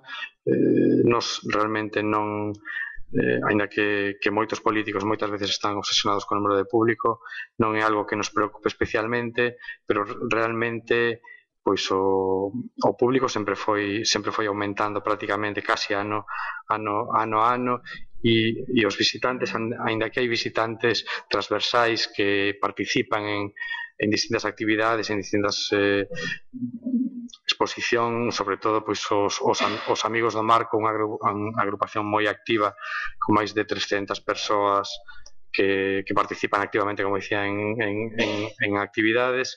Pois hai diferentes tipos de público dependendo das exposicións e das actividades. Últimamente estamos moi sorprendidos porque temos un importante número de público adolescente que ven ao museo, sobre todo polas tardes, que chegan por iniciativa propia, sin os seus pais, non veñen con ningún grupo escolar, de ningún tipo de comunidade educativa. E, bueno, pues realmente creo que é un fenómeno analizarse que de repente para estes rapaces que eu creo que atraídos pola posibilidade de interactuar, facerse fotografías con algunha das obras, pois, de algún xeito entramos a formar, o Marco entra a formar parte dos seus posibles planes de ocio, no? que non deixa de ser bueno, sorprendente, desde logo non estábamos no Marco, eu creo que noutros museos non estábamos habituados a este tipo de público. Gustaríame tamén falar un pouco por encima de formación. O Marco colabora habitualmente con as universidades galegas na formación de profesionais que pouco a pouco irán ocupando tamén un oco nas nosas estructuras. Colaboramos co máster da Facultade de Historia da Arte, co máster da Facultade de Belas Artes, colaboramos a formación en xestión, en comunicación, en producción, en documentación, nos distintos departamentos do Marco. Os que nos formamos hai 15 ou 20 anos antes da aparición do Marco, do CEGAC, da Fundación Sebane ou de outros centros que temos agora en Galicia, tivemos que sair afora a facer as prácticas, o que desde logo sair non está nada mal, pero bueno, agora tamén hai a posibilidade de facelas nos nosos centros, non? Se pode elegir entre varias institucións, e temos, como dicía, estes dous másters, temos un sistema de galerías que fan, me consta, grandes esforzos por manterse, grandes esforzos nas súas programacións. Temos revista ou revistas dedicadas á arte contemporáneo. Incluso nestes últimos tempos aparecen iniciativas, eu creo que tan necesarias que xa era hora que aparecera algunha, como pode ser a recentemente pechada Amalgama en Vigo, el Halcón Milenario, que sigue funcionando tamén en Vigo, este Furancho de arte contemporánea aquí en Compostela, que todavía non coñezo, pero bueno, que promete, a verdade. En canto... Sí, vamos. Vale. En canto a programación de exposicións, pois moi brevemente, gústame recordar que a reformulación paulatina das liñas de exposicións tamén se fan en función de moitos condicionantes. Fixemos mostras sobre todo colectivas no inicio, que foi unha liña que marcou a primeira directora do Marco, Carlota Álvarez Basso. Eu, por unha especie de inercia, xa que tamén traballaba con Carlota no inicio, continuei, e bueno, pois fixemos mostras, eu creo que algunhas mellores que outras, pero moitas creo que non saíron moi ben. Fixemos mostras sobre o son, a performance, o paso de tempo, o propio museo, a natureza, a idea de fronteira, a fotografía como documento, a cidade, etcétera, etcétera. Despois de 5 anos facendo as exposicións colectivas, no 2009 empezamos a facer tamén exposicións individuais, como foron a exposición de Jorge Barbie, de Virgilio Vieite, de Santiago Sierra, de Martin Creed, e polo momento de Cándida Hofer. Ninguna máis. E xa vou a ir acabando. Tamén un aspecto importante é a coproducción, algo que se fixo sempre no Marco desde o inicio. Sempre que temos un proxecto por desenvolver, buscamos outras sedes para poder reducir sobre todo os costes económicos, pero tamén porque é moi interesante para xerar intercambio de ideas, que participe máis xente no proxecto, facilitar o movimento de artistas, de comisarios, etcétera. E precisamente falando de coproduccións, esa remato, cando se inaugura o Marco, se inaugura ao mesmo tempo que o Arteon de Vitoria, que o Centro José Guerrero de Granada, se fixo unha rede española de museos que durou moi pouco, que, bueno, eu diría que agora xa non ten especial relevancia, pero que sí que foi importante porque supuso o serme de ADACE, a Asociación de Directores de Museos de Arte Contemporáneo, que, como decía Federico, eu son o presidente desde fai un ano, e desde esta asociación intentamos conseguir un maior recoñecemento do noso labor, unha profesionalización dos traballadores dos museos, as nosas condicións laborais, conseguir máis independencia dos poderes políticos, que se fagan concursos, etcétera. O sea, que falo desto, e ainda que son non moitos, pero algún artista por aí, eu vos diría que necesitamos que en Galicia volva a haber unha asociación de artistas, porque realmente sin estar asociados vos aseguro que non se consigue nada, xa estando difícil, pero sin estar, a verdad que é moi difícil. Respecto a pregunta de pronto moda, imos a deixar para o debate, porque ainda teño que sí, sí. No quiero que te sientas aludido por la gestión. No, pues la pregunta de si o SOBE ten un lugar nestes museos, xa sei a diferencia entre... sí. Marco leva a palabra museo, pero non, en todo caso, cabe falar disso. Sí.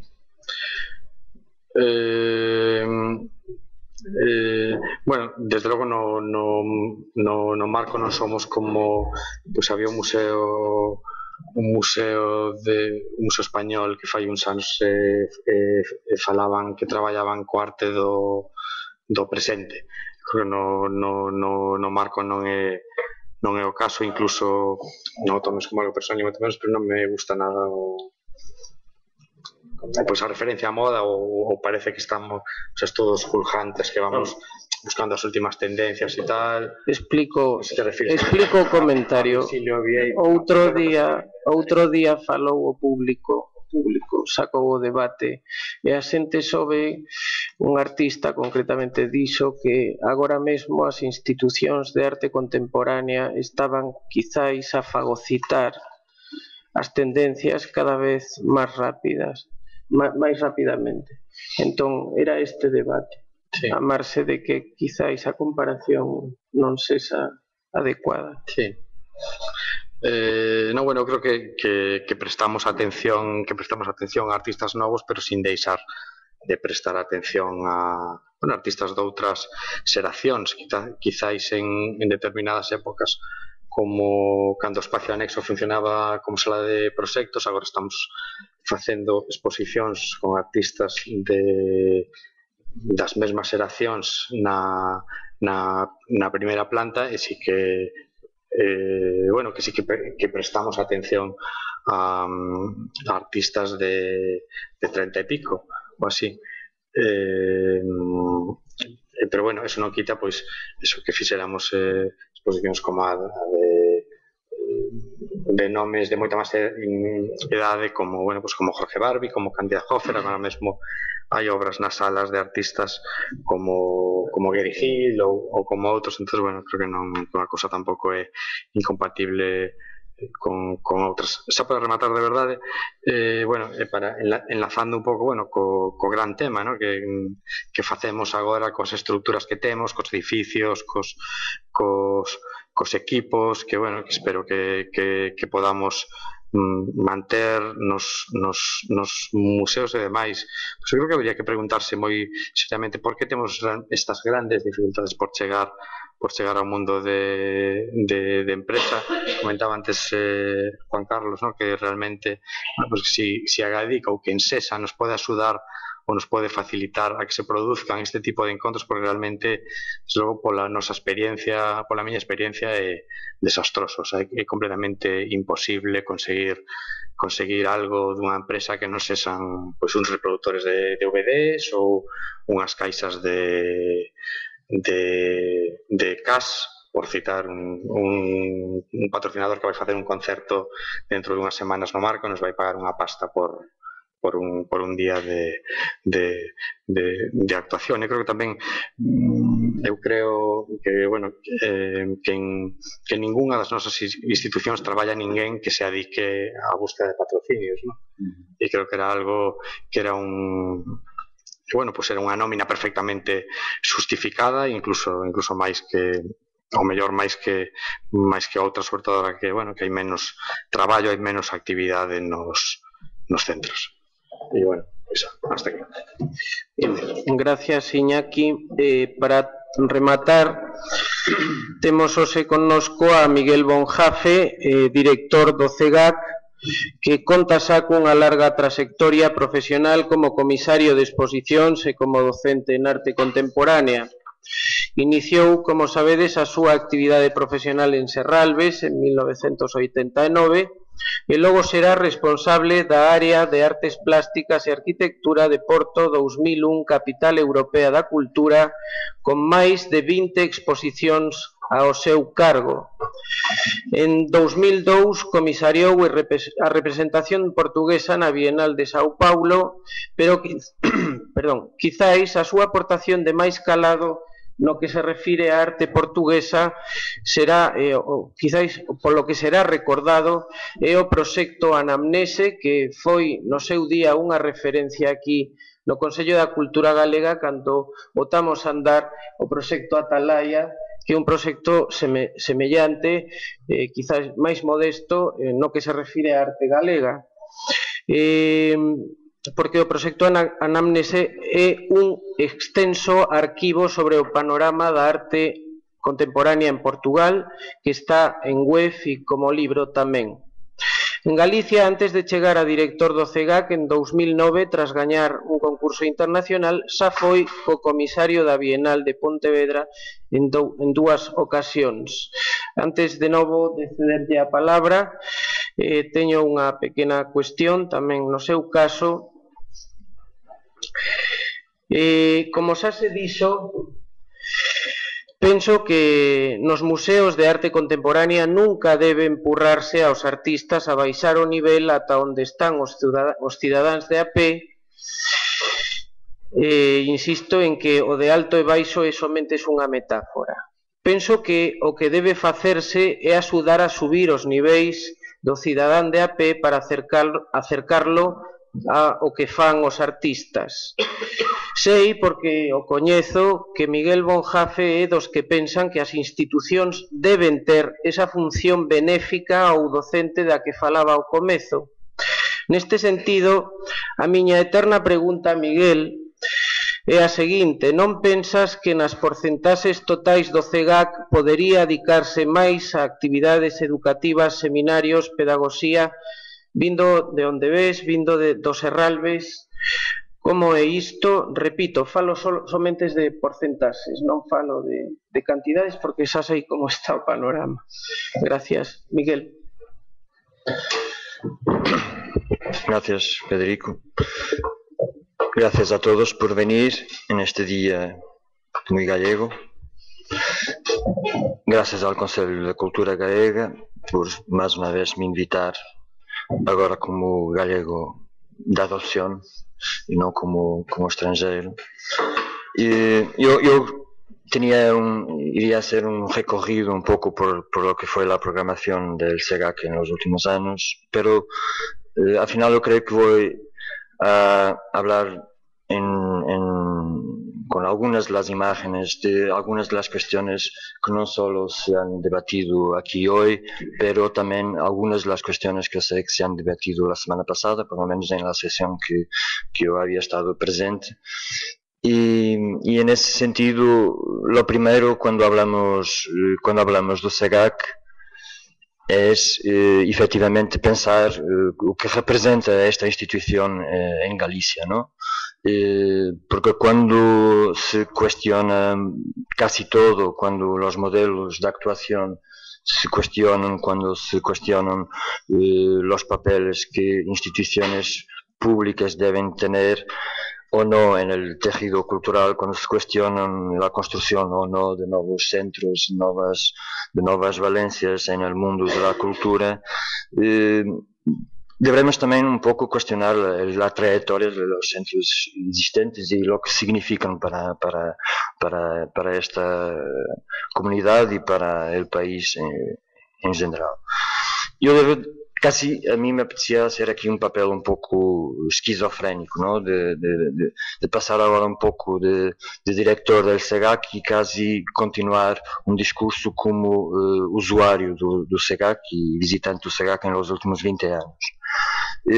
Y eso me distancia un poco de algo que viví en los últimos 2 años y medio, y es un poco el equivalente, y por eso somos tan próximos. Hay un estudio que yo me enteré la semana pasada, muy serio, de un investigador portugués que se llama Sobrinho Simões. Es un estudio genético muy serio, como digo, y que llega a la conclusión que de Coruña hasta Coimbra, en un estudio que contempla millares de años, el código genético es igual. ¿no? A partir de Coimbra, de hecho, hay un cambio genético, ¿no? Y entonces ese código genético me hace pensar un poco en esta cuestión de personalidad que es un poco la queja continua, ¿no? En Portugal yo me quejaba de la queja y aquí tengo que continuar a quejarme de la queja, ¿no? Entonces sí que estoy a contribuir para la unificación del código genético y en ese sentido también decir que me importa ahora, sobre todo, en este plano esquizofrénico, ser optimista. Y soy optimista porque tengo algún feedback, no solo dentro de la comunidad, pero en contextos nacionales. Bueno, aquí nacionales es el país España, ¿no? Y internacionales, que son, digamos, básicamente o continuadamente de un respeito muy grande por esta institución, por lo que ela significa en el contexto local, pero también por lo que ela significa en un contexto ibérico, en un contexto europeo. Y eso gracias a una cosa que eso sí se debería discutir con mucha profundidad, que es el hecho de que en cultura, yo ya digo esto hace más de 20 años, y creo que estoy con la razón, que la cultura, en la cultura la palabra llave es continuidad, ¿no? Un proyecto, para ser un proyecto de suceso, tem que tener continuidad. É claro que não pode continuar, digamos, por algum erro administrativo, se desbarata património, algo assim, não? Leí hoje estas coisas do Facebook nos vão dando notícias que um diretor de museu em Itália queimava obras em protesta por los recortes. Não me parece a atitude más seria, pero bien. Pero la palabra continuidad es la palabra llave, ¿no?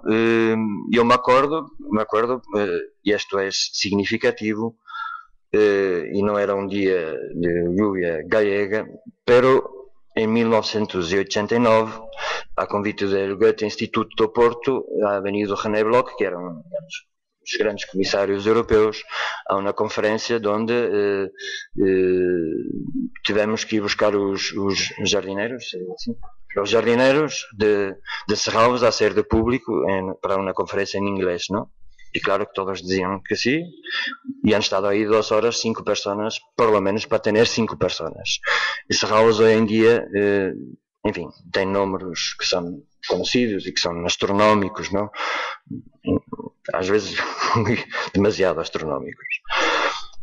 Bueno, o SEGAC, además, en los 20 años que va a cumplir, creo que cumple también una función importante en el imaginario de las instituciones nacionales e internacionales por una cuestión muy sencilla, que es la cuestión arquitectónica, ¿no? Yo creo que es, infelizmente, un ejemplo muy poco valorado aquí en el territorio nacional. Yo creo que es efectivamente muy poco valorado, y incluso en las discusiones sobre la museología contemporánea también poco difundido. Porque es un ejemplo, cuanto a mí, esta fotografía es extraordinaria, en fin, aquí no está con el blanco virginal pré-lluvia gallega, ¿no? Pero es un ejemplo extraordinario de cómo ubicar un edificio nuevo en un centro histórico, ¿no? Es, digamos, un ejemplo casi único de gran suceso, a pesar de que hace 2 años en una entrevista un señor que supuestamente es el mayor especialista en recuperaciones de edificios históricos en España, que ha ganado un premio, decía que el edificio de Cisa era la cosa más horrible que se ha construido, digamos, en un centro histórico en España. En fin, todas las opiniones son discutibles, pero yo diría que sí, el SEGAC es el revés un poco del efecto Guggenheim, o sea, donde un procuró la espectacularidad para se afirmar en la ciudad, el otro procuró la casi invisibilidad para se afirmar en una ciudad con una tradición arquitectónica tan vital, ¿no? O como diría mi filha, como has venido a una ciudad con 31 iglesias, ¿no?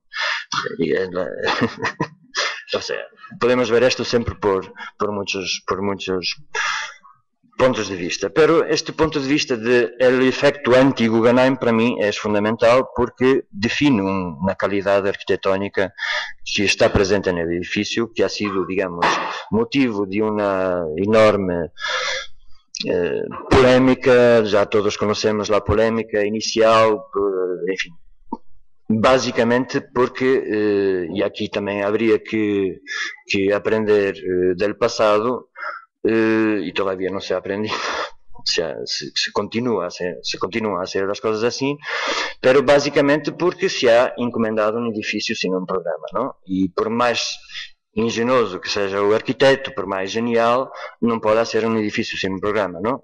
Imaginem que é ir a um arquiteto e dizer-lhe que vamos a ser uma casa. E o arquiteto não sabe se é uma casa para quantas pessoas, que necessidades têm, enfim. E o SEGAC ha sido construído sem um acompanhamento de um diretor, enfim, que tivera uma noção mais ou menos clara do que seria o futuro da instituição. E, portanto, este modelo um pouco abstrato levou a que CISA construísse um museu para aquilo que era su percepción del arte moderno y contemporáneo. Y todos sabemos que CISA es eminentemente una persona moderna, no contemporánea y mucho menos pronto moda, ¿no? Bom, y como arquitecto moderno, sus referencias son referencias europeas, no son ni siquiera americanas, ¿no? Porque todos sabemos que cuando discutimos el expresionismo abstracto americano, tenemos siempre que añadir que a la circunstancia de aparecer una generación de artistas excepcionales, eso coincidió con la creación de instituciones igualmente excepcionales y que permitían, en algunos casos, tamaños como los que os expresionistas abstratos utilizavam, não? E uma demanda privada e pública para esses tamanhos. Pois esses tamanhos não são os tamanhos de CISA. Os tamanhos de CISA, digamos, eram tamanhos mais europeus nesse sentido. E por isso o problema maior do SEGAC é, evidentemente, um problema funcional, que não é tanto um problema de los artistas, é um problema da equipe que trabalha aí, não?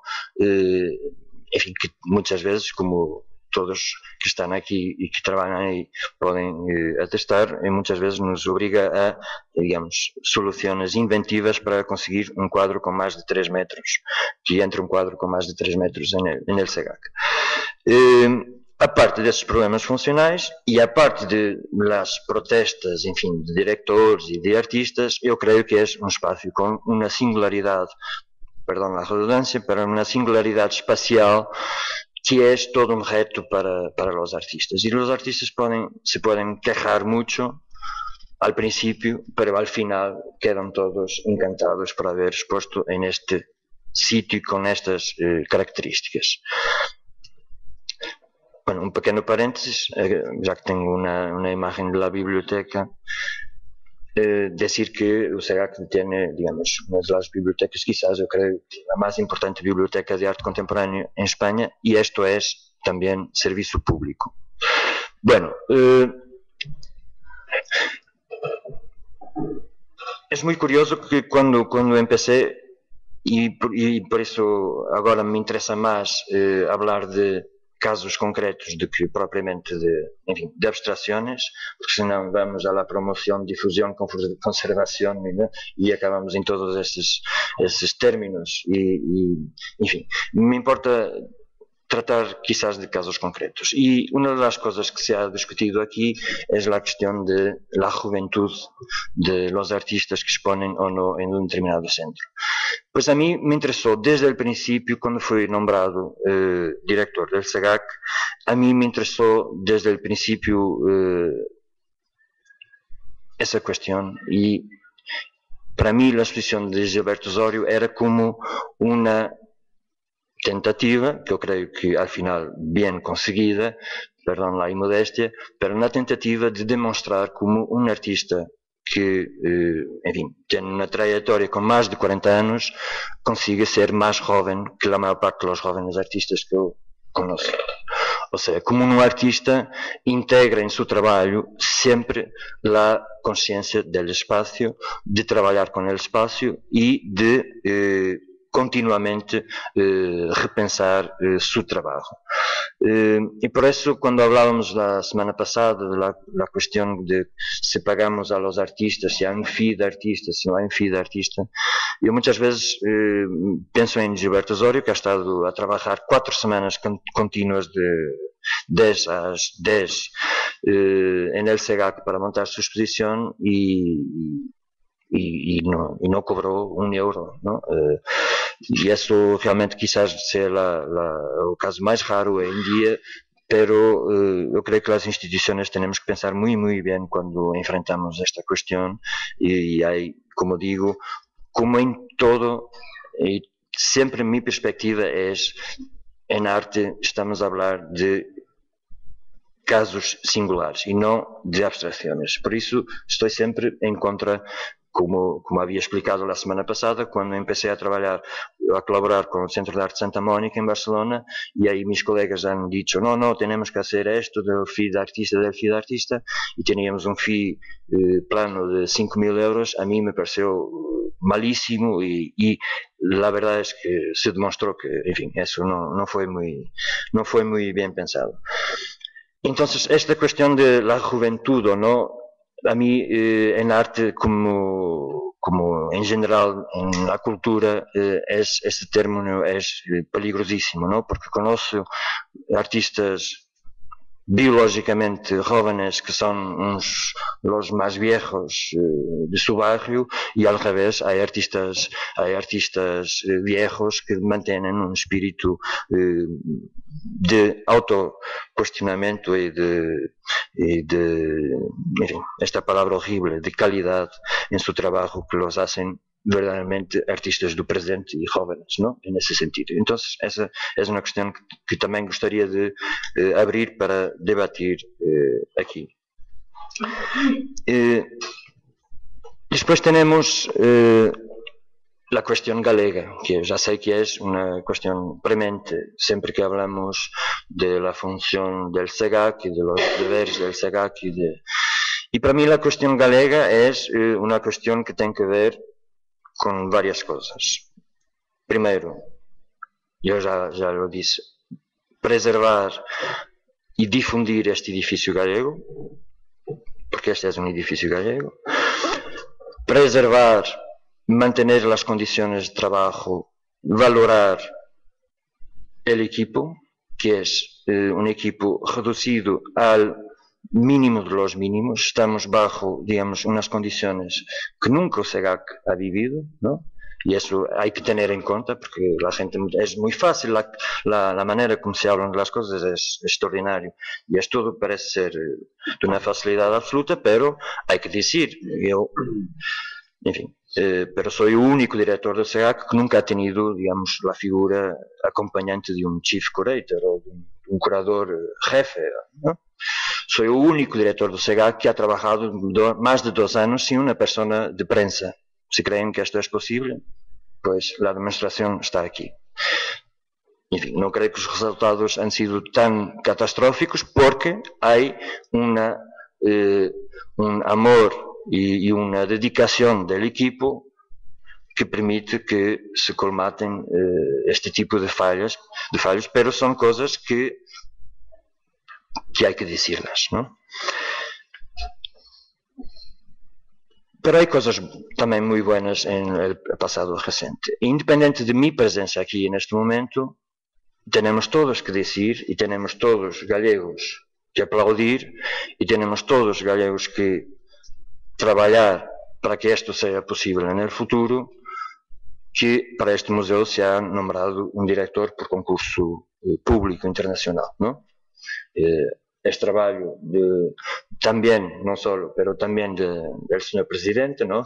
De la asociación de directores, y eso es un patrimonio importantísimo, porque, bueno, ya sabemos todos cuáles son las historias en las últimas semanas, muchos casos, incluso la dirección de ADAS ha ahora enviado un comunicado donde se analiza, digamos, los retrocesos variadísimos que se van asistiendo en España por cuestiones de intervención política en el ámbito cultural. Y valoración de contenidos a través de un saber, entre comillas, gallego, porque esta cosa de identificar las personas por su galeguidad está bien para las discusiones aquí no Consello da Cultura Galega, pero un comisario como Pedro de Llano no tiene por qué ser definido como un comisario gallego, es circunstancialmente gallego, ¿no? Como yo soy un comisario circunstancialmente portugués, para mí lo que me importa es que me definan como comisario, punto, ¿no? Pero esta cuestión es importante, de dar oportunidad a comisarios locales de trabajar en el SEGAC con, y esto sí, no tanto apostando por un tratamento de cuota, lo que levaría a que, en fin, todos los años tendríamos que tener no sé cuántas exposiciones con artistas, con comisarios o artistas gallegos, pero una vez más esa palabra horrible, de difícil definición, donde se vislumbre calidad, ¿no? Profesionalidad, y en ese sentido, cuando se vislumbra esa calidad y cuando se vislumbra esa profesionalidad, ahí sí apostar todo, ¿no? Dar las condiciones ideales, condiciones que este comisario o este artista no tendría en ninguna otra institución en Galicia, porque sabemos cuál es nuestra responsabilidad, ¿no? Comparativamente, por ejemplo, con o Marco, ¿no? Sabemos que tenemos un presupuesto mucho mayor, tenemos otras condiciones de trabajo, en ese sentido, quizás esa responsabilidad realmente es una responsabilidad añadida. Y así fue con Pedro. Podremos discutir si el proyecto es bueno o es malo. Para mí es un proyecto buenísimo, me ha dado mucho placer, en fin, costó, en fin, por otras circunstancias y otras anécdotas que podríamos hablar después, por coincidencia, en fin, de voluntades de otros comisarios, pero fue un proyecto que me dio mucho orgullo y me dio mucho placer hacer con este comisario gallego. Una cuestión también que o SEGAC tiene que preservar, conservar y potenciar, que es su ubicación en el contexto internacional en términos institucionales, ¿no? Eso para mí es fundamental. O Iñaki, que es director del museo, sabe que eso es, digamos, o beabá de una buena gestión de una estructura como un centro de arte o un museo, y hacerlo con la profesionalidad que te permita que este tipo de exposiciones, de colaboraciones den frutos, incluso en el futuro, ¿no? Con relaciones continuadas. Y todos sabemos, y yo creo que aquí en Galicia, una de las críticas que se me hacen, estas cosas, las coproducciones con grandes instituciones, pero hay una cosa muy sencilla que mucha gente no lo piensa, es que para tener algún tipo de obra, si es el SEGAC el único, la única institución que vai a pedir a determinados museus ese tipo de obra, nunca las tendría aquí, ¿no? Cuando hacemos una exposición como Afromodern, que además de traer obra, en fin, perdón, de artistas nunca vistos en Galicia, nos permite establecer este tipo de relación. Como ejemplo, en fin, no voy a decir si vamos a hacer o no, el futuro, que todos sabemos está muy incierto, pero como ejemplo, y a pesar de los retrasos inmensos que hemos tenido para pagar la exposición, como siempre, pero como ejemplo nos propone otra vez la Tate Liverpool, una gran exposición que a mí me parecería muy interesante, que es una exposición de reflexión sobre, digamos, dos de los movimientos políticos más importantes y que con enormes consecuencias culturales que son el comunismo y el socialismo, digamos, una expresión de balance, digamos, de este tipo de reflexión que se puede establecer a partir de un dado político. Es una propuesta que viene, como digo, a pesar de los retrasos do pago y tal, porque la gente sabe que hay aquí un museo con una escala que le permite hacer este tipo de proyectos y con la profesionalidad de un equipo que permite hacer este tipo de proyectos. Pues, además de los comisarios galegos, los artistas galegos. Entonces, yo prefiero, podremos discutir una vez más, vamos a discutir esto, por favor, cuando estejamos en plan de discusión. Es una opinión mía, quizás ahí sí, o sea, un poco, es una idiosincrasia, que prefiero hacer un buen proyecto, si tengo hipótesis tenía hace 2 años, ahora tengo menos, pero si tengo hipótesis de investir de una forma un poco más sustentada en un determinado artista, prefiero hacer un proyecto que yo tenga una consciência de que vai ser um projeto absolutamente fundamental na carreira de um artista que está com, digamos, com uma possibilidade de visibilidade nacional e internacional importante, do que, enfim, por quota distribuir 10 pequenos projetos de artistas locais. Eso es una cuestión, como digo, que discutible y podríamos pensarlo en conjunto y criticarlo en conjunto. Bueno, no voy a hablar mucho, en fin, de toda la programación, decir que desde que estoy aquí y quizás por la cuestión esta de haber sido nombrado a través de un concurso público y la defensa que eso representa relativamente a una independencia al poder político, que en estos tiempos la única cosa que me han pedido, de hecho, en términos de política cultural, ha sido de promover la exposición de Cristina García Rodero en el SEGAC, ¿no? Ha sido la única cosa, ni siquiera, no fue una imposición, fue un pedido muy cordial, porque lo podrían hacer, en fin, en otro tipo de espacio, perfectamente, y yo, como director de un museo, pensé que no estaría mal hacer Cristina García Rodero, porque es la figura que, en fin, que representa también un tipo de público quizás no tan restringido como el público normal de la programación normal del SEGAC, y además porque era un proyecto de más de 20 años de trabajo sobre Galicia, entonces me pareció también que era un contexto interesante para trabajar. En fin, la presencia de artistas gallegos es también una realidad en la colección, ¿no? En fin, tenemos aquí un ejemplo de una obra de Manuel Sendón, de Amaya González Reyes.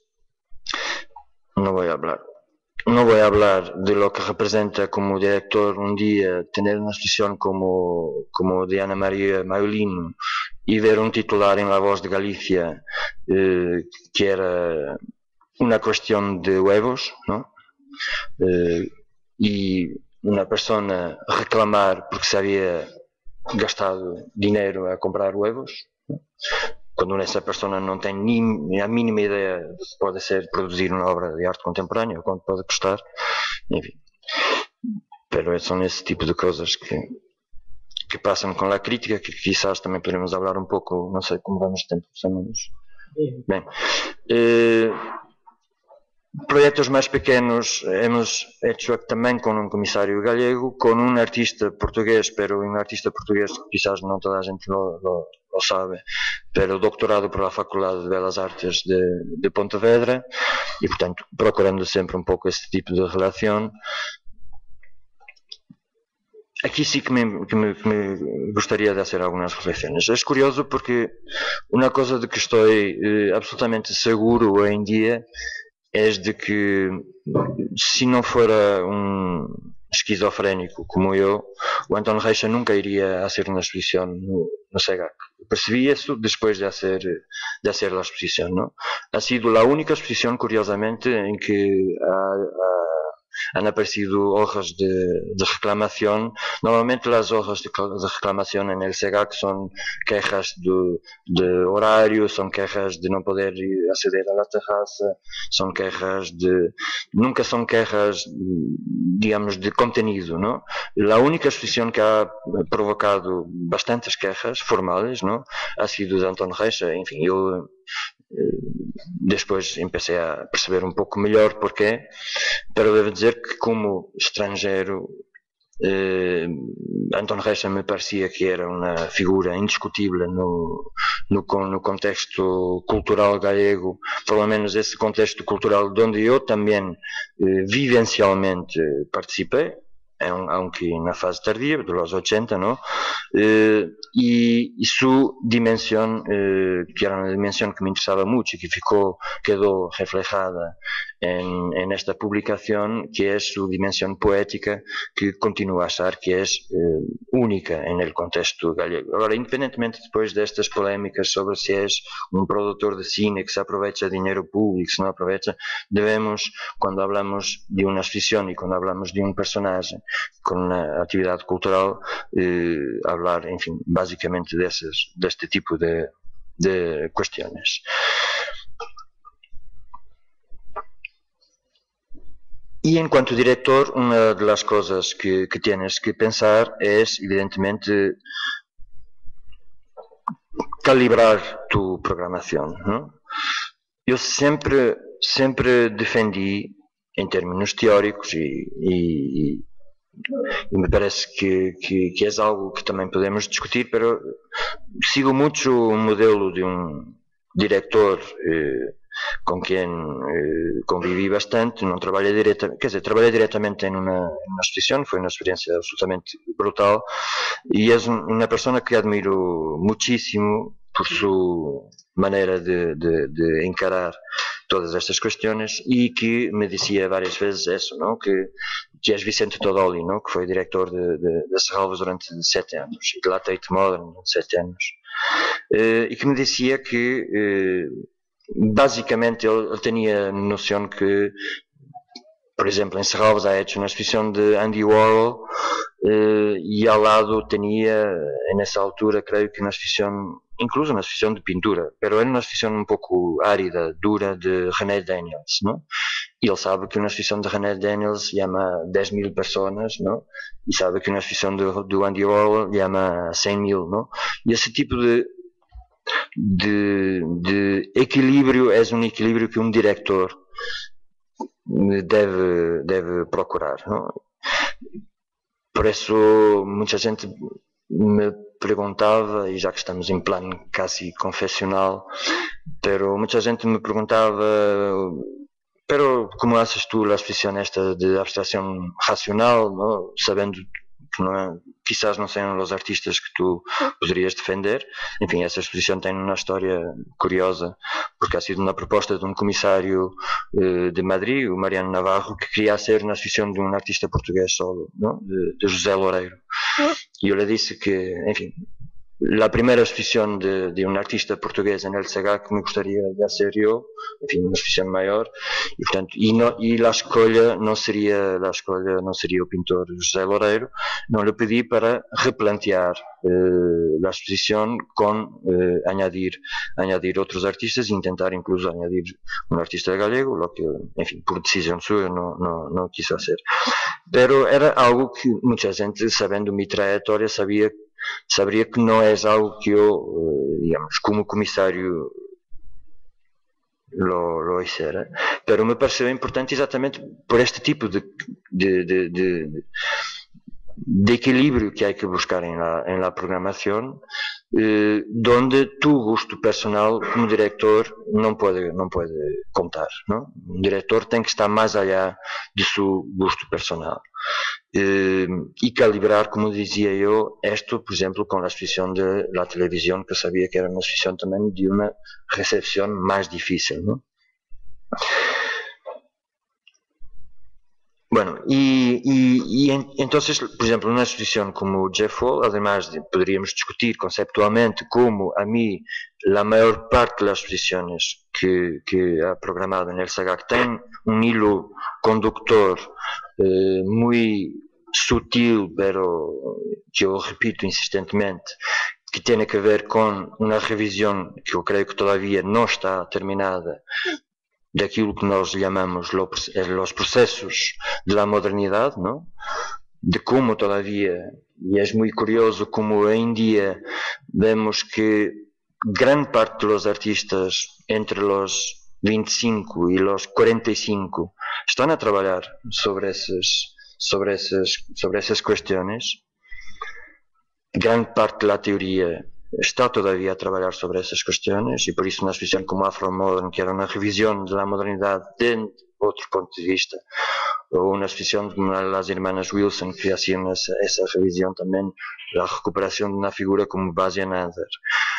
A presença da televisão na cultura pós anos 50, 60, todas essas são questões subliminares que perpassam em uma programação que deveria ser mais discutida, creio, de lo que é. Pero esse é o problema da crítica, espero ter tempo de falar da crítica, não?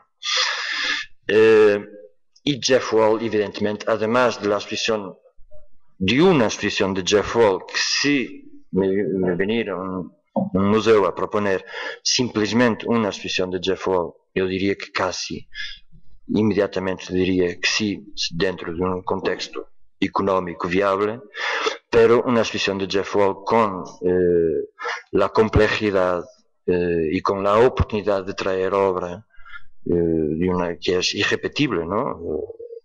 Eso es, hay que tener noción, esta exposición es absolutamente irrepetible. Ni siquiera me preguntaba una crítica de arte do Canadá que ha venido a ver la exposición, me preguntaba, pero esto cómo nos enseña en Canadá, ¿no? No sé, decidieron hacer aquí en Europa y yo casi iría a decir suerte, pero esta palabra es por deferencia a la historia del SEGAC, es mejor decir así, ¿no? Por deferencia a la historia del SEGAC se ha propuesto aquí a esta institución. En fin, y es una exposición que, además de su aportación crítica, con un catálogo traducido,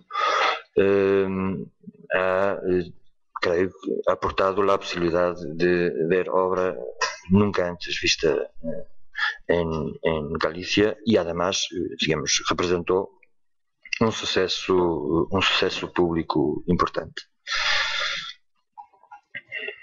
Bueno, rápidamente. Algo que en estos momentos tenemos en el SEGAC, una exposición colectiva que se llama Gravity and Disgrace, episodio primero, porque es algo que yo quería hacer hace más tiempo y es la manera, podemos discutir otra vez, pero para mí la manera más eficaz de crear un contexto de valoración efectivo del arte más joven gallego, que es incluir estos artistas de igual a igual, ¿no?, en exposiciones colectivas con una tendencia, digamos, internacional. En esta exposición están dos artistas gallegos, Manuel Leiris y Diego Santomé, y con un presupuesto de producción absolutamente mínimo, creo que responderam os dois de una manera magnífica, y eso es, eu diria, o caminho. Podemos falar agora aqui com Iñaki e perguntar também um pouco sua opinião, e com Silvia, pero enquanto diretor do museu, eu diria que a responsabilidade maior del SEGAC é conseguir este tipo de circunstância, ¿no? Porque el modelo más project room o o modelo más exposición individual pequeña, sabemos que não perpassa después. En el tiempo, y eso se ha intentado mucho aquí, ¿no? Yo diría que básicamente, quizás más en el tiempo no estoy a decir si bien o mal, pero en el tiempo de Miguel Fernández Cid se han expuesto muchos jóvenes artistas gallegos y la eficacia verdadera de esa exposición quizás no haya correspondido. Y portanto, creo que lo importante es crear un contexto, que sea un contexto discursivo más global, y lo ideal, pero eso sabemos que es siempre la gran dificultad de los museos más pequeños, y sabemos que un amigo mío, Miguel Palma, tem uma obra que tem um título maravilhoso, e é um dibujo de la montanha dos Pirineus, e o título é A Montanha que nos fodeu. Pero essa montanha nos continua a foder todos os dias, porque há uma divisão na Europa forte, que vem um pouco dessa montanha maldita, e digamos, para passar a esse contexto mais de Europa do Norte é sempre muito difícil, porque politicamente és muito todos nós outros que trabalhamos em arte há algum tempo vamos assistindo a estes fenómenos de uma forma muito interessante, não? Então, se assistimos hacia início de 90, não? Basicamente, me corriges também se eu disser alguma outra. Pero basicamente en los inicios de los 90 todo pasaba por el arte nórdico, ¿no? Suecia, Finlandia, Dinamarca, todas as grandes exposições internacionais tinham uma aportação de arte dos países escandinavos impressionante. E todos sabemos também porquê, não é? Finales de 90, princípios dos anos 2000, a mirada, curiosamente, se vai cambia de sentido drasticamente, quase desaparece o interesse por os países, a não ser os artistas que entretanto se hayan consagrado nesse processo, mais ou menos, porque desafiaria aqui a qualquer um a dizer um nome de um artista nórdico com 30 anos, que é muito mais difícil hoje que há 15 anos atrás.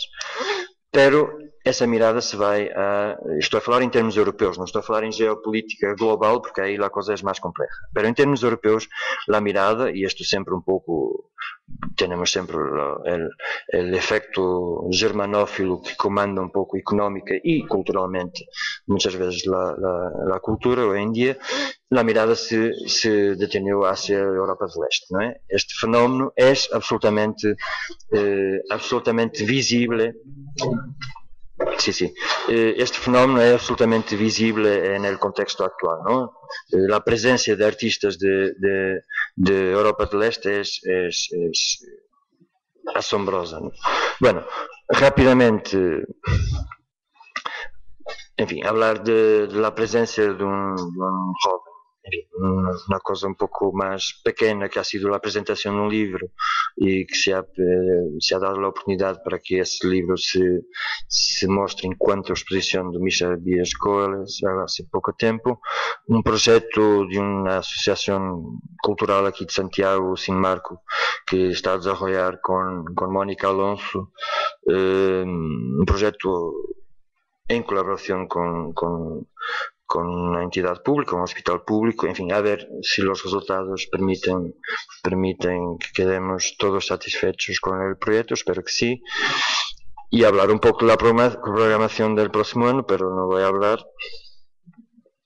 E isto é uma coisa que quizás muito pouca gente tenha consciência verdaderamente de lo que se ha hecho en el pasado reciente en el SEGAC, y es curioso porque son obras que se han estreado, obras de música contemporánea, y la mayor parte de las veces yo fui a casi todos los conciertos, me sorprendió muchísimo, es algo quizás poco conocido, primero, la juventud de la mayor parte de esta gente, segundo, su carrera internacional, ¿no? Y es un ejemplo, creo que quizás tengan aquí una perspectiva, yo diría, casi se calhar obligada, pero de ir ahí fuera, tener primero, digamos, esse tipo de possibilidade de trabalhar em outros contextos para depois poder mostrar seu trabalho aqui em Galícia, pero estas são tudo obras que, através de los ciclos que hemos mantenido, se han apresentado em estreia mundial ou em estreia em território galego de jovens artistas, compositores. gallegos. Bueno, y estoy en plan pronto moda para... Había cosas, só 3 tópicos que eu gostaria de quizás discutir. Primeiro, la descontinuidade da Bienal de Pontevedra, creio que é um assunto curioso para discutir. Hay que hablar de la crítica de arte, porque se la crítica de arte habla de nosotros también tenemos que ter derecho a hablar de la crítica de arte y de la Facultad de Belas Artes. Eran temas que eu quería abordar. Gracias. Miguel, mil gracias. Teño que dicir que xa ouvin falar en 4 ocasións e penso que, de feito, foi a ocasión onde ten sido máis honesto, gracias pola honestidade, polo compromiso tamén con estas jornadas, porque vexo que estás o tanto das jornadas non só por vir, senón tamén por internet. Obrigado. Ben, xa é tarde, imos abrir o turno de preguntas. Por favor, cando queirades, todos os que queirades facer algunha, este é o momento.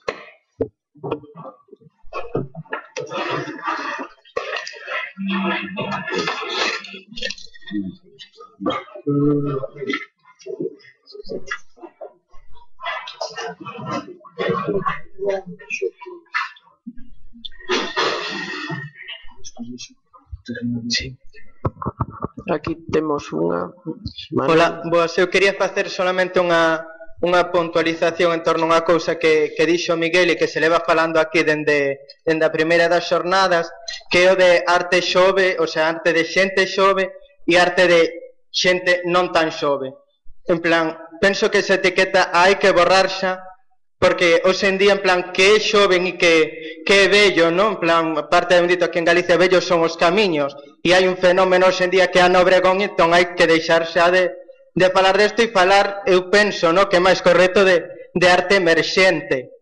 Non hai que olvidar que o ano pasado un dos premios de Novos Valores o gañou unha persona que ten 60 anos. E entón, levase falando todo este tempo, no, de que se expón máis xente xoven que xente tal. Non, eu penso que simplemente, o sea, a aposta ten que ser por arte emerxente, por cousas novas e deixarnos xa de falar das idades das persoas ou de que os concursos ou as entradas nos museos sean de menos de 32 anos e para ir para arriba, pois parece que non se expón nada. Eu creo que é algo totalmente absurdo e que simplemente cambiar eso de xoven ou vello non por algo emerxente, fresco, que é o que de verdad os visitantes dos museos ou das bienales ou das ferias queremos ver e non tanto os artistas ou a idade desas persoas. Era simplemente esa puntualización.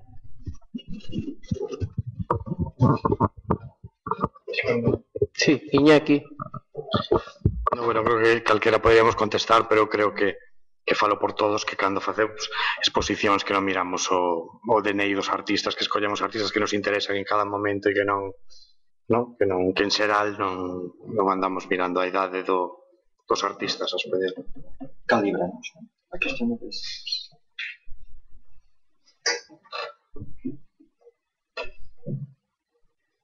A Bienal de Pontevedra? Espera, a ver. La gran cuestión es que tú, muchas veces cuando hablamos de estas abstracciones, ¿no? Preservación, conservación, todas esas cosas acabadas en unión, muchas veces hablamos en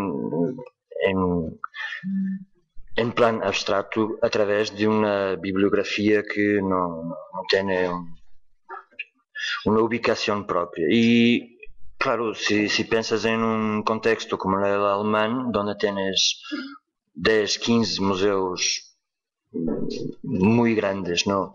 Pero después tienes 150 Kunsthalles que te permiten hacer un trabajo que es complementar. Muchas veces el problema es que aquí se piden las dos cosas a una institución con una competência diferente. Então, eu sempre penso que é muito complicado que uma estrutura, por exemplo, uma estrutura como o SEGAC aposte principalmente por la produção de obra nova, não? Está bien que en determinados contextos se pueda producir obra nova, pero eso no debería ser el eje central de una institución que tem un lado más museológico, si queréis, ¿no? Y de alguna forma o problema aquí es que las cosas se confunden muchas veces, ¿no? Y, en fin, empieza con el propio nombre, ¿no? O Museu de Arte Contemporánea de Vigo, ¿no? Y el Centro Galego de Arte Contemporánea.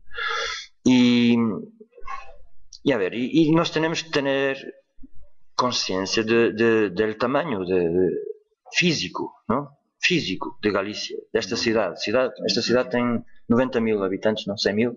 110 com estudantes e 115 com os borrachos lá. A ver, es una ciudad muy pequeña, ¿no? Y la movilidad en Galicia tiene sus cuestiones también, ¿no?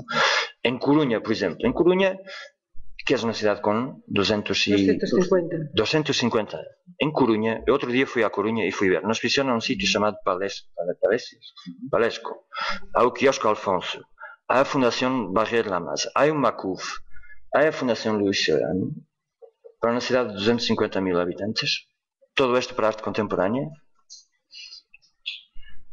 Bueno, podríamos hablar de esto, ¿no? Felizmente tú en Vigo tienes agora una pinacoteca, ¿no? Sí.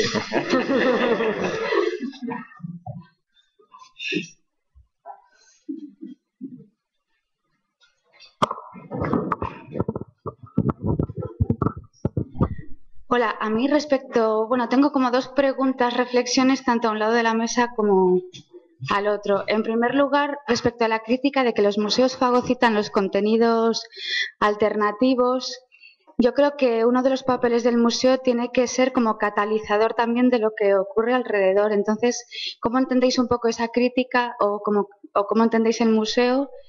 Y al otro lado, que habéis hablado tanto de crisis y de la ley de mecenazgo, ¿cómo veis su futura implantación si es que se llega a realizar? Y a Juan Carlos, cuando antes has dicho que solo un 30% de las exposiciones tendrían que estar financiadas por lo público. Bueno, perdón, para que me expliques, quizá no lo he entendido bien. ¿Qué opciones de financiación hay al margen de lo privado y cómo quizá podemos alcanzarlas también desde no la institución, ¿no? Desde gente joven? ¿Qué vías se pueden trabajar o cómo puedes explicar?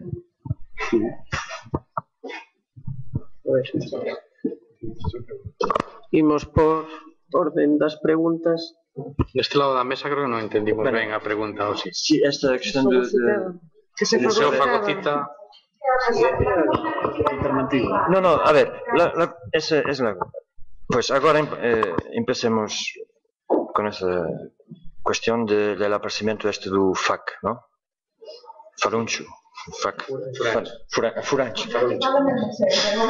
Pues bien, pues eso está bien que aparece una estructura que yo creo que es necesaria. A ver, en Santiago hay un museo, hay algunas galerías, no voy a cuantificar, senão já hay un criterio, pero hay galerías, hay algunos artistas y sí que faltaba un espacio intermédio de iniciativa, chamado Artist Run Space, que é algo que me parece fundamental que exista, porque eu, uma vez, a semana passada nas Belas Artes de Pontevedra, comentava, estava aí o Fernando Casas a assistir à conferência, eu dizia, não há nada pior, e o pobre quedou aún mais preocupado, pero não há nada pior que um artista que haga uma retrospectiva no museu, não há nada pior que os 2 anos seguintes de sua vida. E é verdade. Eu já assisti várias vezes a artistas que han entrado en la mayor depresión después, supuestamente, de su gran momento de gloria en un museo, ¿no? En Portugal, por ejemplo. Y eso pasa, ¿por qué? Porque hay como que un vacío, ¿no? Y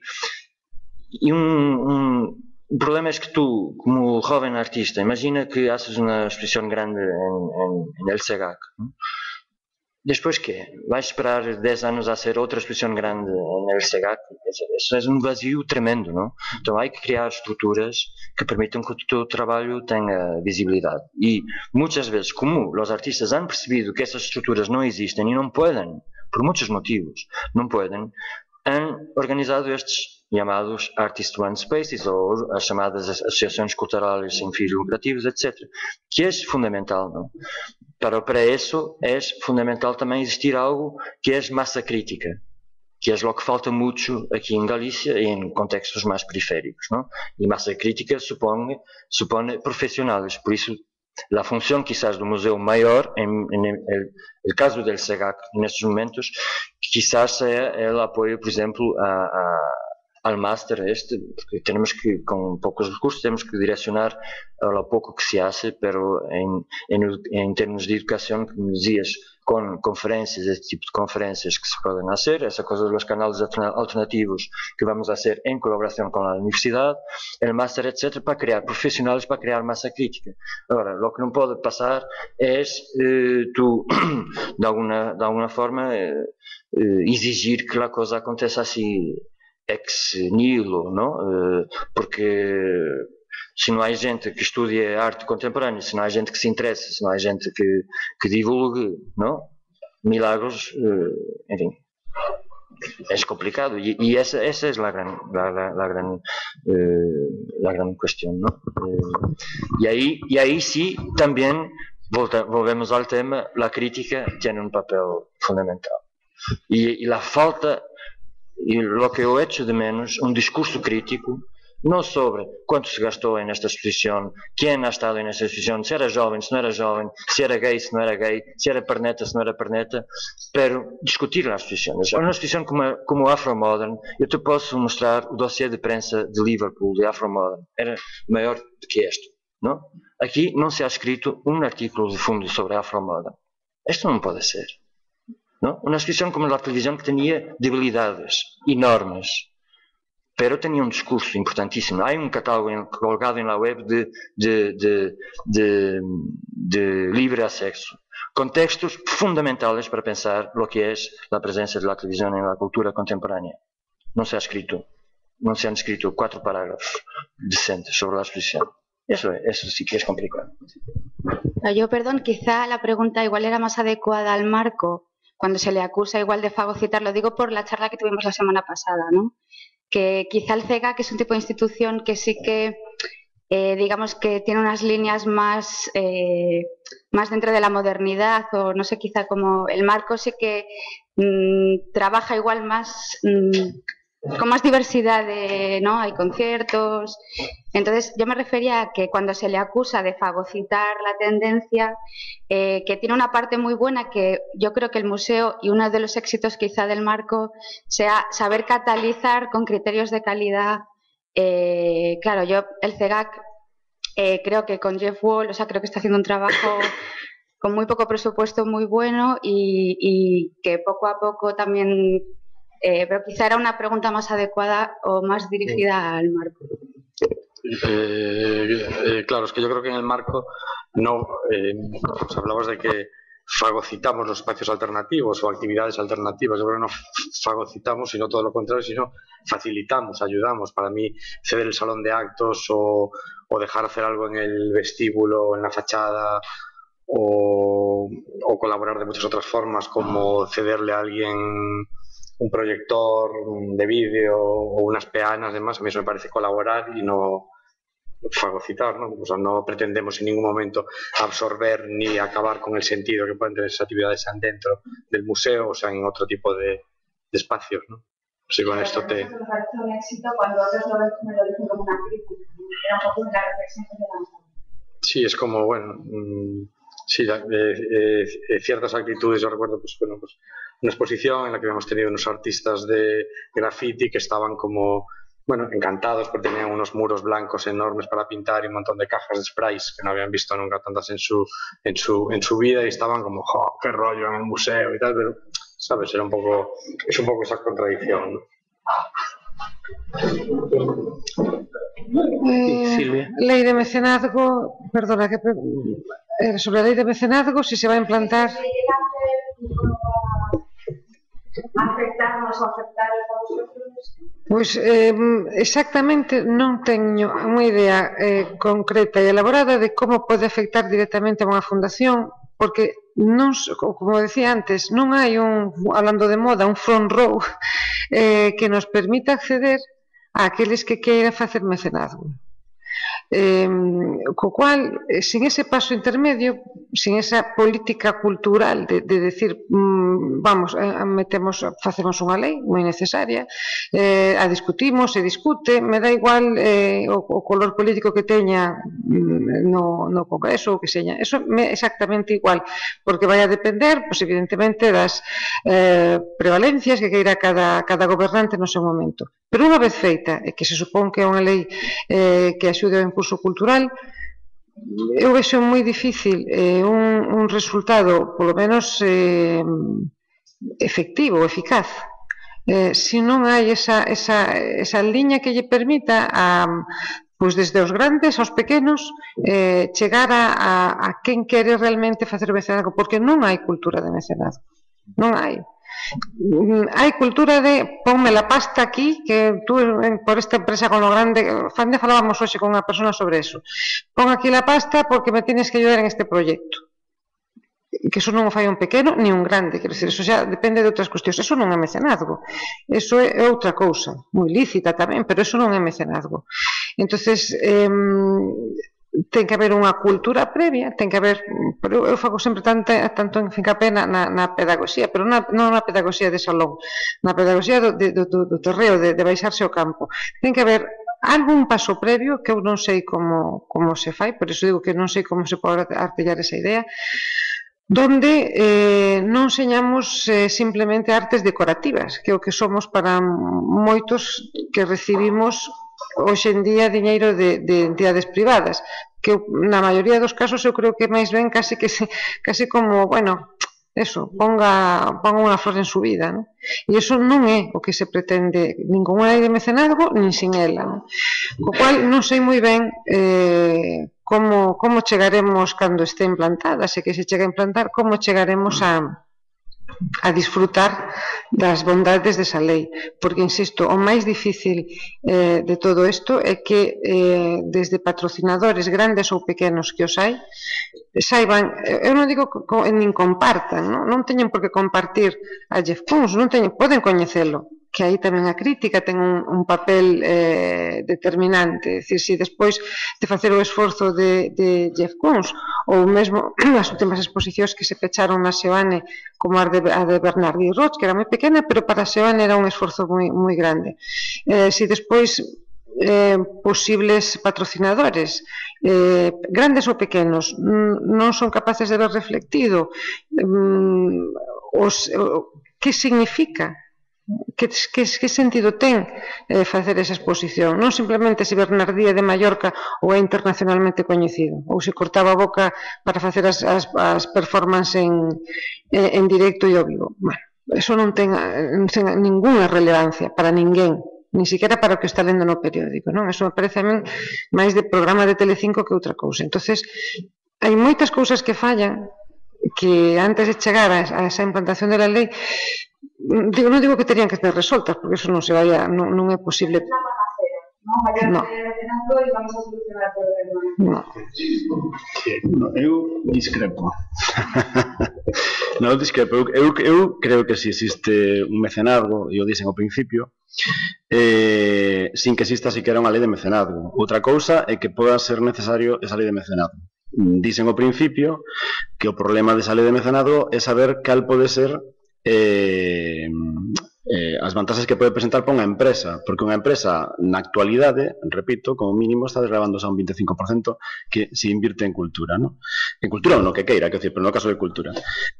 Falando de mecenazgo, casos claros de mecenazgo podrían ser según que tipo de proxecto cultural ou deportivo.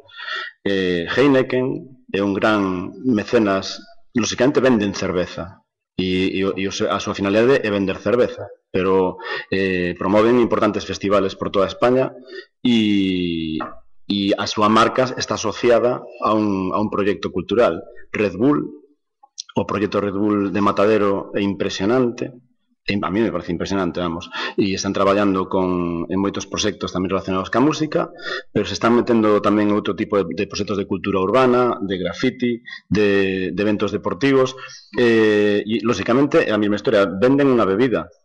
Está claro que venden unha bebida, pero basan a súa estrategia en apoiar determinado tipo de manifestacións culturais que poden ser atraíntes para un público que consume esa bebida. De acordo, pero é un certo mecenazgo. No caso de Galicia, Estrella Galicia está presente en moitísimas actividades culturales que moitas veces eu incluso plantexo que casi parecen asunta, ¿no? Es decir, que fan e colaboran en moitísimos proxectos culturales.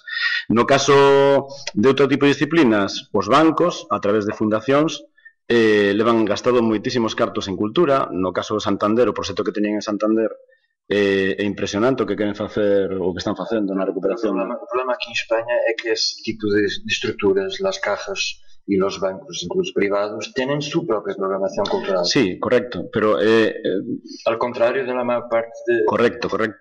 Aí estamos, porque hai un apoio que sí se está facendo. Que ocurre? E iso vou. Posiblemente, o que se busque a través dunha lei de mecenazgo é regularizar ou que esa colaboración salga a outra parte, ¿no? E repito, ese concepto de crisis coincide, no parece que, coño, ahora se impuso unha lei porque hai unha crisis. Bueno, posiblemente merecería a pena telo impulsado antes, ¿no? Pero sí creo que hai inversións. Outra cousa é o mellor no tipo de produto que se quera difundir ou colaborar ou promocionar, ¿no? Pero bueno, que sí existen inversores privados. E respecto ao tema do 30%, eu o que falaba é que me parecería como unha cifra óptima que cando tú colaboras nun proxecto, que a financiación que aportas a ese proxecto non pase do 30%, ou que debería acercarse o máximo posible ao 30%. Hai casos nos que obviamente a Xunta o supera en exceso e hai outros os que están moi por defecto. E aquí, por exemplo, temos un par de casos nos que están moi por defecto. Logo, inda que parece que un 30% é unha cantidade ridícula, a realidade é que en moitos casos nin siquiera se está chegando ao 30%. Sí ou non? Falo da Xunta. Sí ou non? Falo da Xunta. Bueno, logo... Tamén, disculpa que te interrompa, tamén isto teria que ir paulatinamente, que digamos o apoio público fora baixando pouco a pouco e subindo o privado, que non ten por que ser de empresas, con esta lei de mecenazgo, tamén pode ser de particulares ou de calquera tipo de persona que se quera... Que les permitan pagar os seus impostos. Efectivamente, a través de apoio a actividades culturales. Que fácil que o goberno deixe que os particulares paguen os seus impostos. Repito, todo dependerá de que cantidad se está falando ou de que tipo. É dicir, eu entendo que unha empresa, repito, unha empresa ese 25% xa o ten. Logo, unha oferta de un 25% xa o ten. A un privado un 25% é unha pasada. As institucións que para este tipo de accións e para os mecenazgos que non temos nin de lonxe o glamour que pode ter o Liceo de Barcelona, que mira como está, o Guggenheim de Bilbao ou o Museo del Prado, por exemplo, ¿no? O sea, este tipo de institucións que sí, que teñen unha enorme lista de patrocinadores ou de mecenas, pero é moi difícil que nos chegue a nós. O sea, eu, desde logo, a miña experiencia con búsqueda de empresas, algúns apoios que tivemos recentemente, lembro a expresión que coproducíramos o marco da SEANE que tiñamos a Repsol. Eu creo que seguimos tendo Repsol. Bueno, espero que a partir desde onde sigamos tendo tamén. Pero con IPF ou... Era Repsol e IPF, pero eu creo que xa vou ter que sacar o vinilo, xa non. Ten razón, si, hai os Red Bulls, os Heinekens, está moi ben. Moitas outras. Häagen-Dazs, sí, moi ben, pero a ver, aquí hai macro restaurantes e vegetarianos. Eu estou nos vegetarianos, pequeniños, non hai máis. Entonces, é un exemplo, levo 3 meses aproximadamente, levo máis, pero 3 meses con unha rutina de calendario. Todas as semanas visito a un posible patrocinador. Entre as outras cousas que teño que facer. Hoxe xa teven que poñer uns cubos para unhas goteiras que saíron ali. Pero bueno, eso é unha anécdota sin ningún tal. Antes tiven que facer, evidentemente, un deseño de programación, a ver se aprobaba un padroado ou non. Bueno, estas cousas que sempre vas a contrarreloj. Pero eu entendo que ao pavo que lle estou pedindo que me financie, na Xeone temos 3 liñas de traballo. Unha que afecta directamente a obra de Xeone, a todo o que ten que ver co exilio e todo a xeración perdida. Outra que vai a exposicións de tema, donde queremos sempre tratar un tema en concreto que, foi desde o lado da sombra en algún momento, en algún ano pasado, ou en algúns anos pasados. Este ano rememoramos os 100 anos de Bram Stoker a través da ilustración romántica e demais, e como iso devén na baixa cultura, as dos Vampirella, por exemplo. E outra liña que está máis dedicada, algo emerxente que ten un marcado selo emerxente. Teño os produtos tan diversificados que xa vou donde teño que ir, que decir que non vou a tontas e a cegas, non, vou exactamente onde teño que ir ou onde eu creo que teño que ir. E anda así, se vou a por un deles, sempre levo outro na carreira e vou a ver se ao mellor lle peta este, lle gusta máis, e cambia de estrategia na súa empresa e a súa marca que tamén prefire este tipo de cousas. E iso é difícil. Moi difícil, porque eu podo ter sorte porque ainda coñezo, tes unha senda bastante longa, tes contactos, pero eso non che salva porque os tempos están malos. Pero teño polo menos a sorte de que me abren a porta e algo vai a caer, seguro.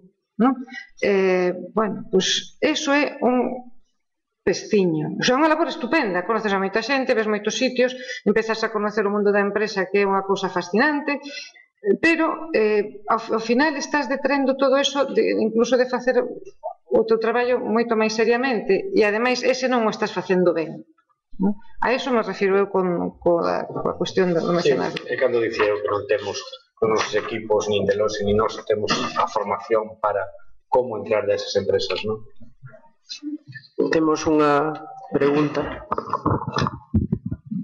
Mira, eu sí que quería falar do que apuntou aí Miguel da suspensión da Bienal de Pontevedra, que me parece unha pérdida importante, supoño que por razóns exclusivamente de investimentos ou de cuartos, evidentemente.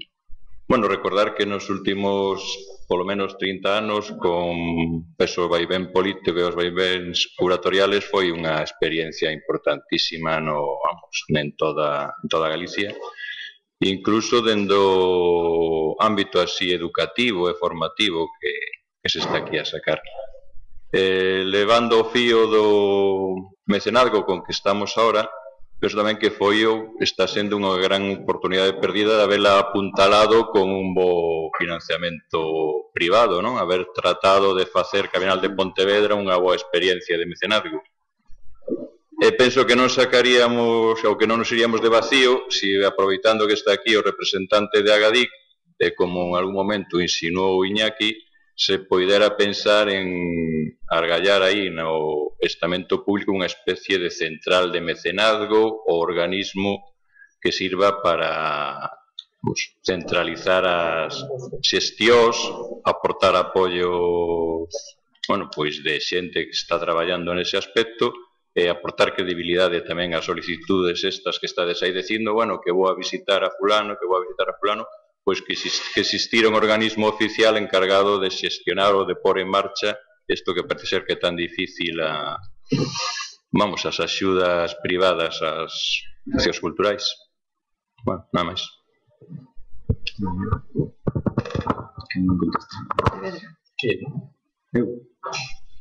Eu contesto unha parte, despois o resto que contesten os demais. Vou poñer unha comparativa co caso, digo porque nós tamén pedimos patrocinios e buscamos tamén patrocinios para nós, para moitas actividades que facemos pola mesma razón, porque non veces os orzamentos son tan bons como todo o mundo desease, pero nós tamén buscamos patrocinios. E un exemplo máis claro aquí en Galicia sería o tema do Xacobeo, que o ano pasado, o anterior Xacobeo tuvo unha recaudación de 18 millóns de euros en patrocinios, que foi que en outras ocasións, pero bueno, que decir que hubo un traballo de recaudar cartos, ¿no? No momento no que xa se estaba con unha certa crisis. Pero a realidade é que, por exemplo, poñendo un exemplo, o exemplo máis claro no que sempre houve unha inversión pública en publicidade foi a televisión, ¿no? O sea, os medios de comunicación en xeral. Basicamente, o alto porcentaje de supervivencia dos medios de comunicación foi a tarta da publicidade.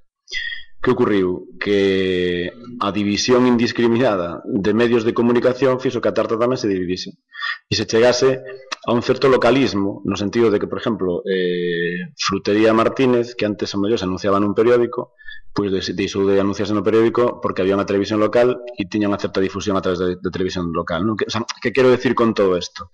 Que o problema dese posible mecenazgo, que tamén o apuntaba Iñaki, é que ao final, e tamén o decías tú, o sea, hai unha cantidade tan grande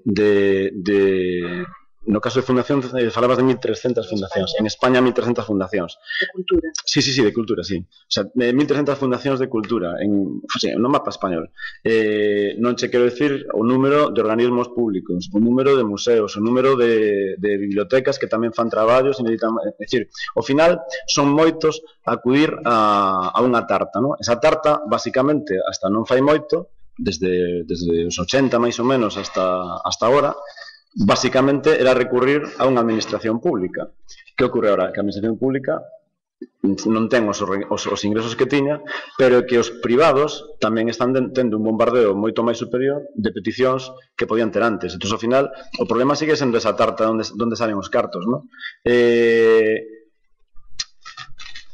Decías tú que posiblemente haber empezado antes, ¿no? No caso de Pontevedra, pues efectivamente, o sea, posiblemente haber empezado antes, pero repito, como non había esa necesidade, tampouco se fixo ese traballo, ¿no?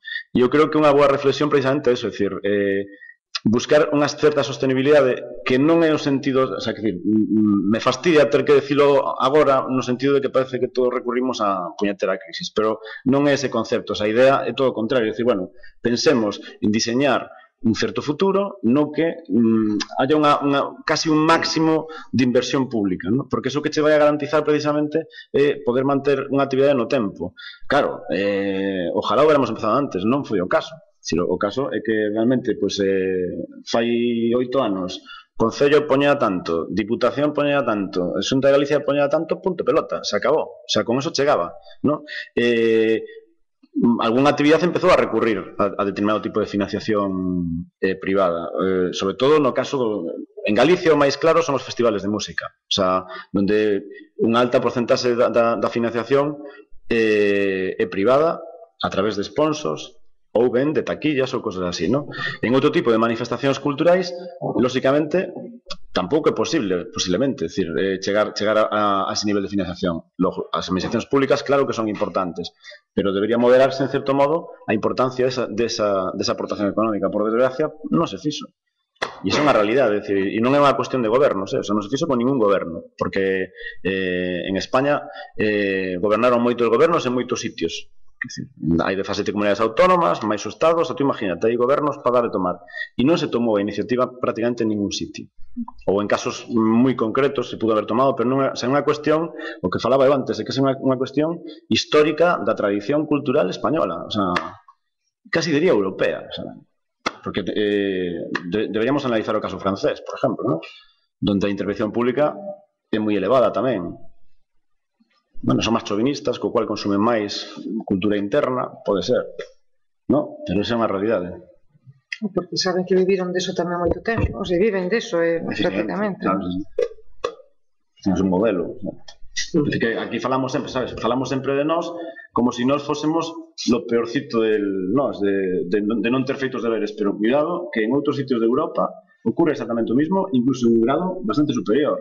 E a ver que pasa, ¿no? A ver que pasa cando empecen a caerse as políticas francesas e tal. Perdona, que decía antes, o sea, por exemplo, no sistema alemán, cando falábamos dos finales, finales 70, principios dos 90, que debido ás políticas, ao endurecemento das políticas neoliberales, caeron todos os financiamentos públicos e baixaron, pero non afectou dunha forma tan drástica porque tiñan un sistema que aquí non temos, que ninguén o fixo, eles tiñan un sistema articulado, como, insisto, como pode ser a Seguridade Social, ou o INEM, ou cualquier outro sistema que dá auxilio ou que dá sustento a toda unha industria, a un proceso, en donde, ben, caían parte das financiacións, pero se seguían mantendo toda unha serie de institucionalización das axudas, non quería decir axudas tampouco, pero sí das mediacións que fornecían a cultura en ese sentido. Empeza a entrar, levaban ventaxe sobre nós, porque nós ainda estábamos construindo todo o mapa de infraestructuras e comezan xa a traballar con capital de financiación privada, ou de sponsorización en ese senso. Pero eu creo que é moito máis importante que ter o diñeiro, que é importantísimo, é construir un sistema en donde, para ben ou para mal, está canalizado, non? E que despois, porque aquí parece que nos temos que apañar despois todos e decir, non te vou a pisar, voume dedicar a isto, non, é que xa tiñamos que ter, ou polo menos iniciado un camiño donde as pisadas, pois o que ti decías, o Palesco, o Macuf, a Fundación Barrié, xa non está a Nova Caixa Galicia, pero tamén, coño, pois cando estaba na SOE, decía, pois que fago eu, pois como fagamos o mismo todos, isto é como casi tirar os cartos, e eu teño a grandísima sorte de que na Fundación hai un legado, non? Ese sistema eu creo que ten que vir antes de mecenazgos e de dinheiro. Temos tempo para a última pregunta. Só fazer aqui uma puntualização que é importante. Perdona, Rocío. É que quando se fará na Alemanha, as pessoas se olvidam muitas vezes disto, pero nasceram de associações de artistas. Não da administração, não sei. São associações de cooperativas de artistas. E isto sí que non existe aquí. E cando existen, morren aos 2 minutos.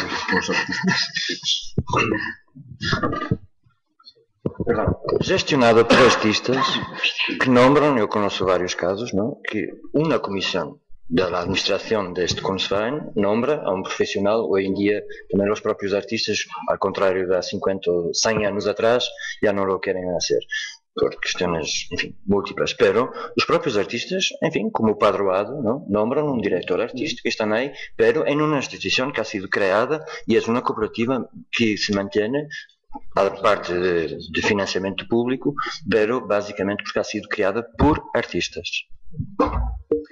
A última cuestión, porque temos que irnos xa.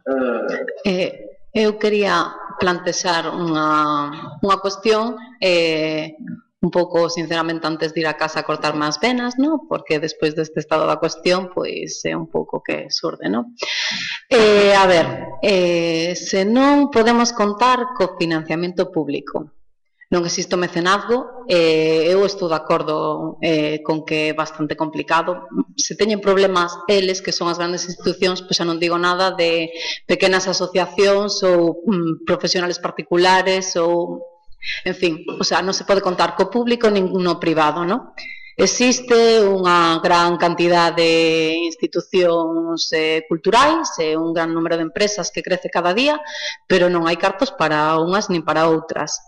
Sin embargo, non hai institucións ou entidades intermedias, como decía Miguel, para o plantexamento de proxectos, pois, o mellor que non encaixan nesas grandes institucións, e que non sei como se van formar se non temos nin axudas públicas nin no privada, non?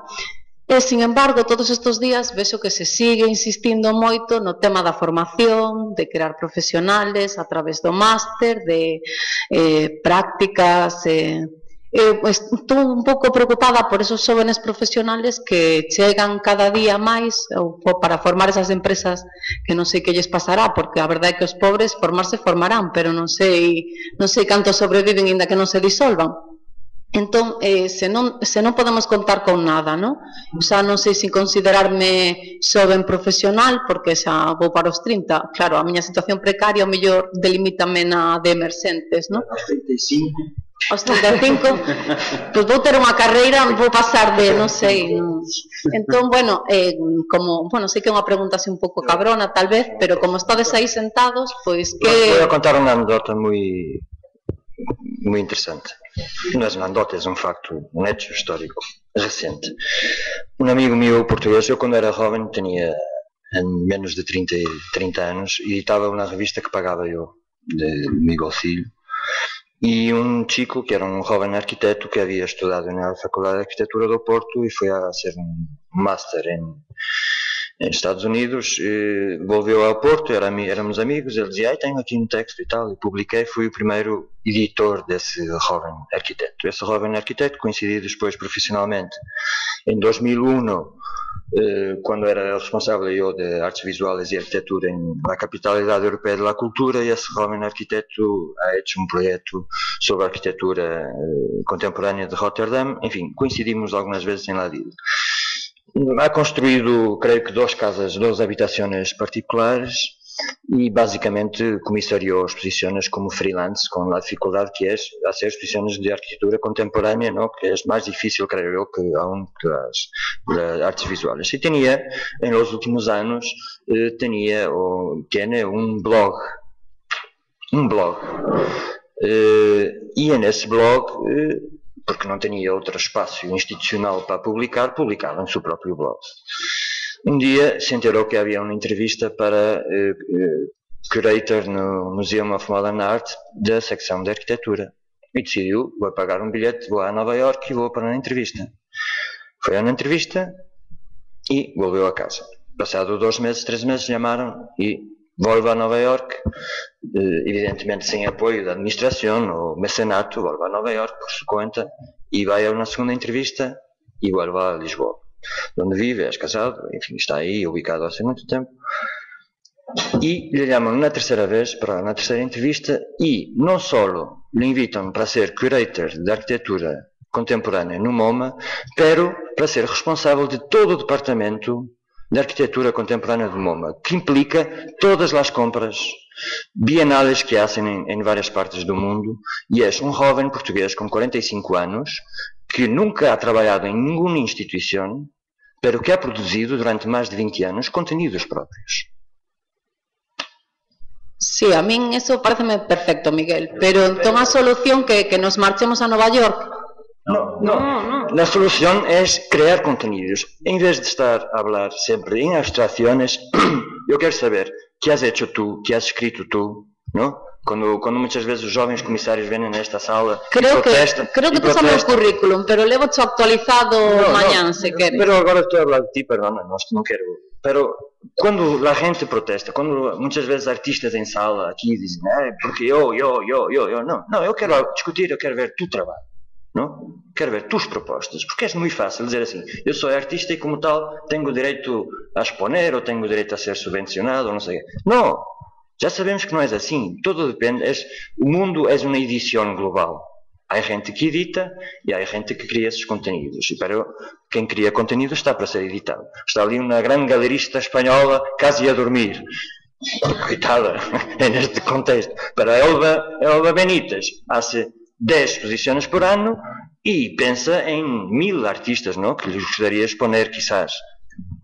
O sea, todos tenemos que editar cosas en la vida y la vida está hecha de ese tipo de selección. Entonces, lo fundamental es no pensar primero en tu edad, eso es logo un handicap, y piensa así en crear contenidos. Não tens hipótese de criar contenidos institucionalmente. Pero as instituições para te correrem têm que correr basado em alguma coisa, não? Não, senão é que não estou muito preocupado pela minha idade, é verdade. Tu não és o melhor exemplo porque o SEGAC está compartindo un proyecto contigo. Por eso digo que conoces mejor mi currículum. Hablando de un joven curator cualquier de estos que hacen los másters, por eso yo decía muchas veces en los másters, por favor, lo importante es crear contenido. Claro, pero a edad non é que sea tan importante. Pero comer procurar guías. Perdón, comer tamén é importante. Bueno, ya no, é un vicio que temos algúns que queremos comer.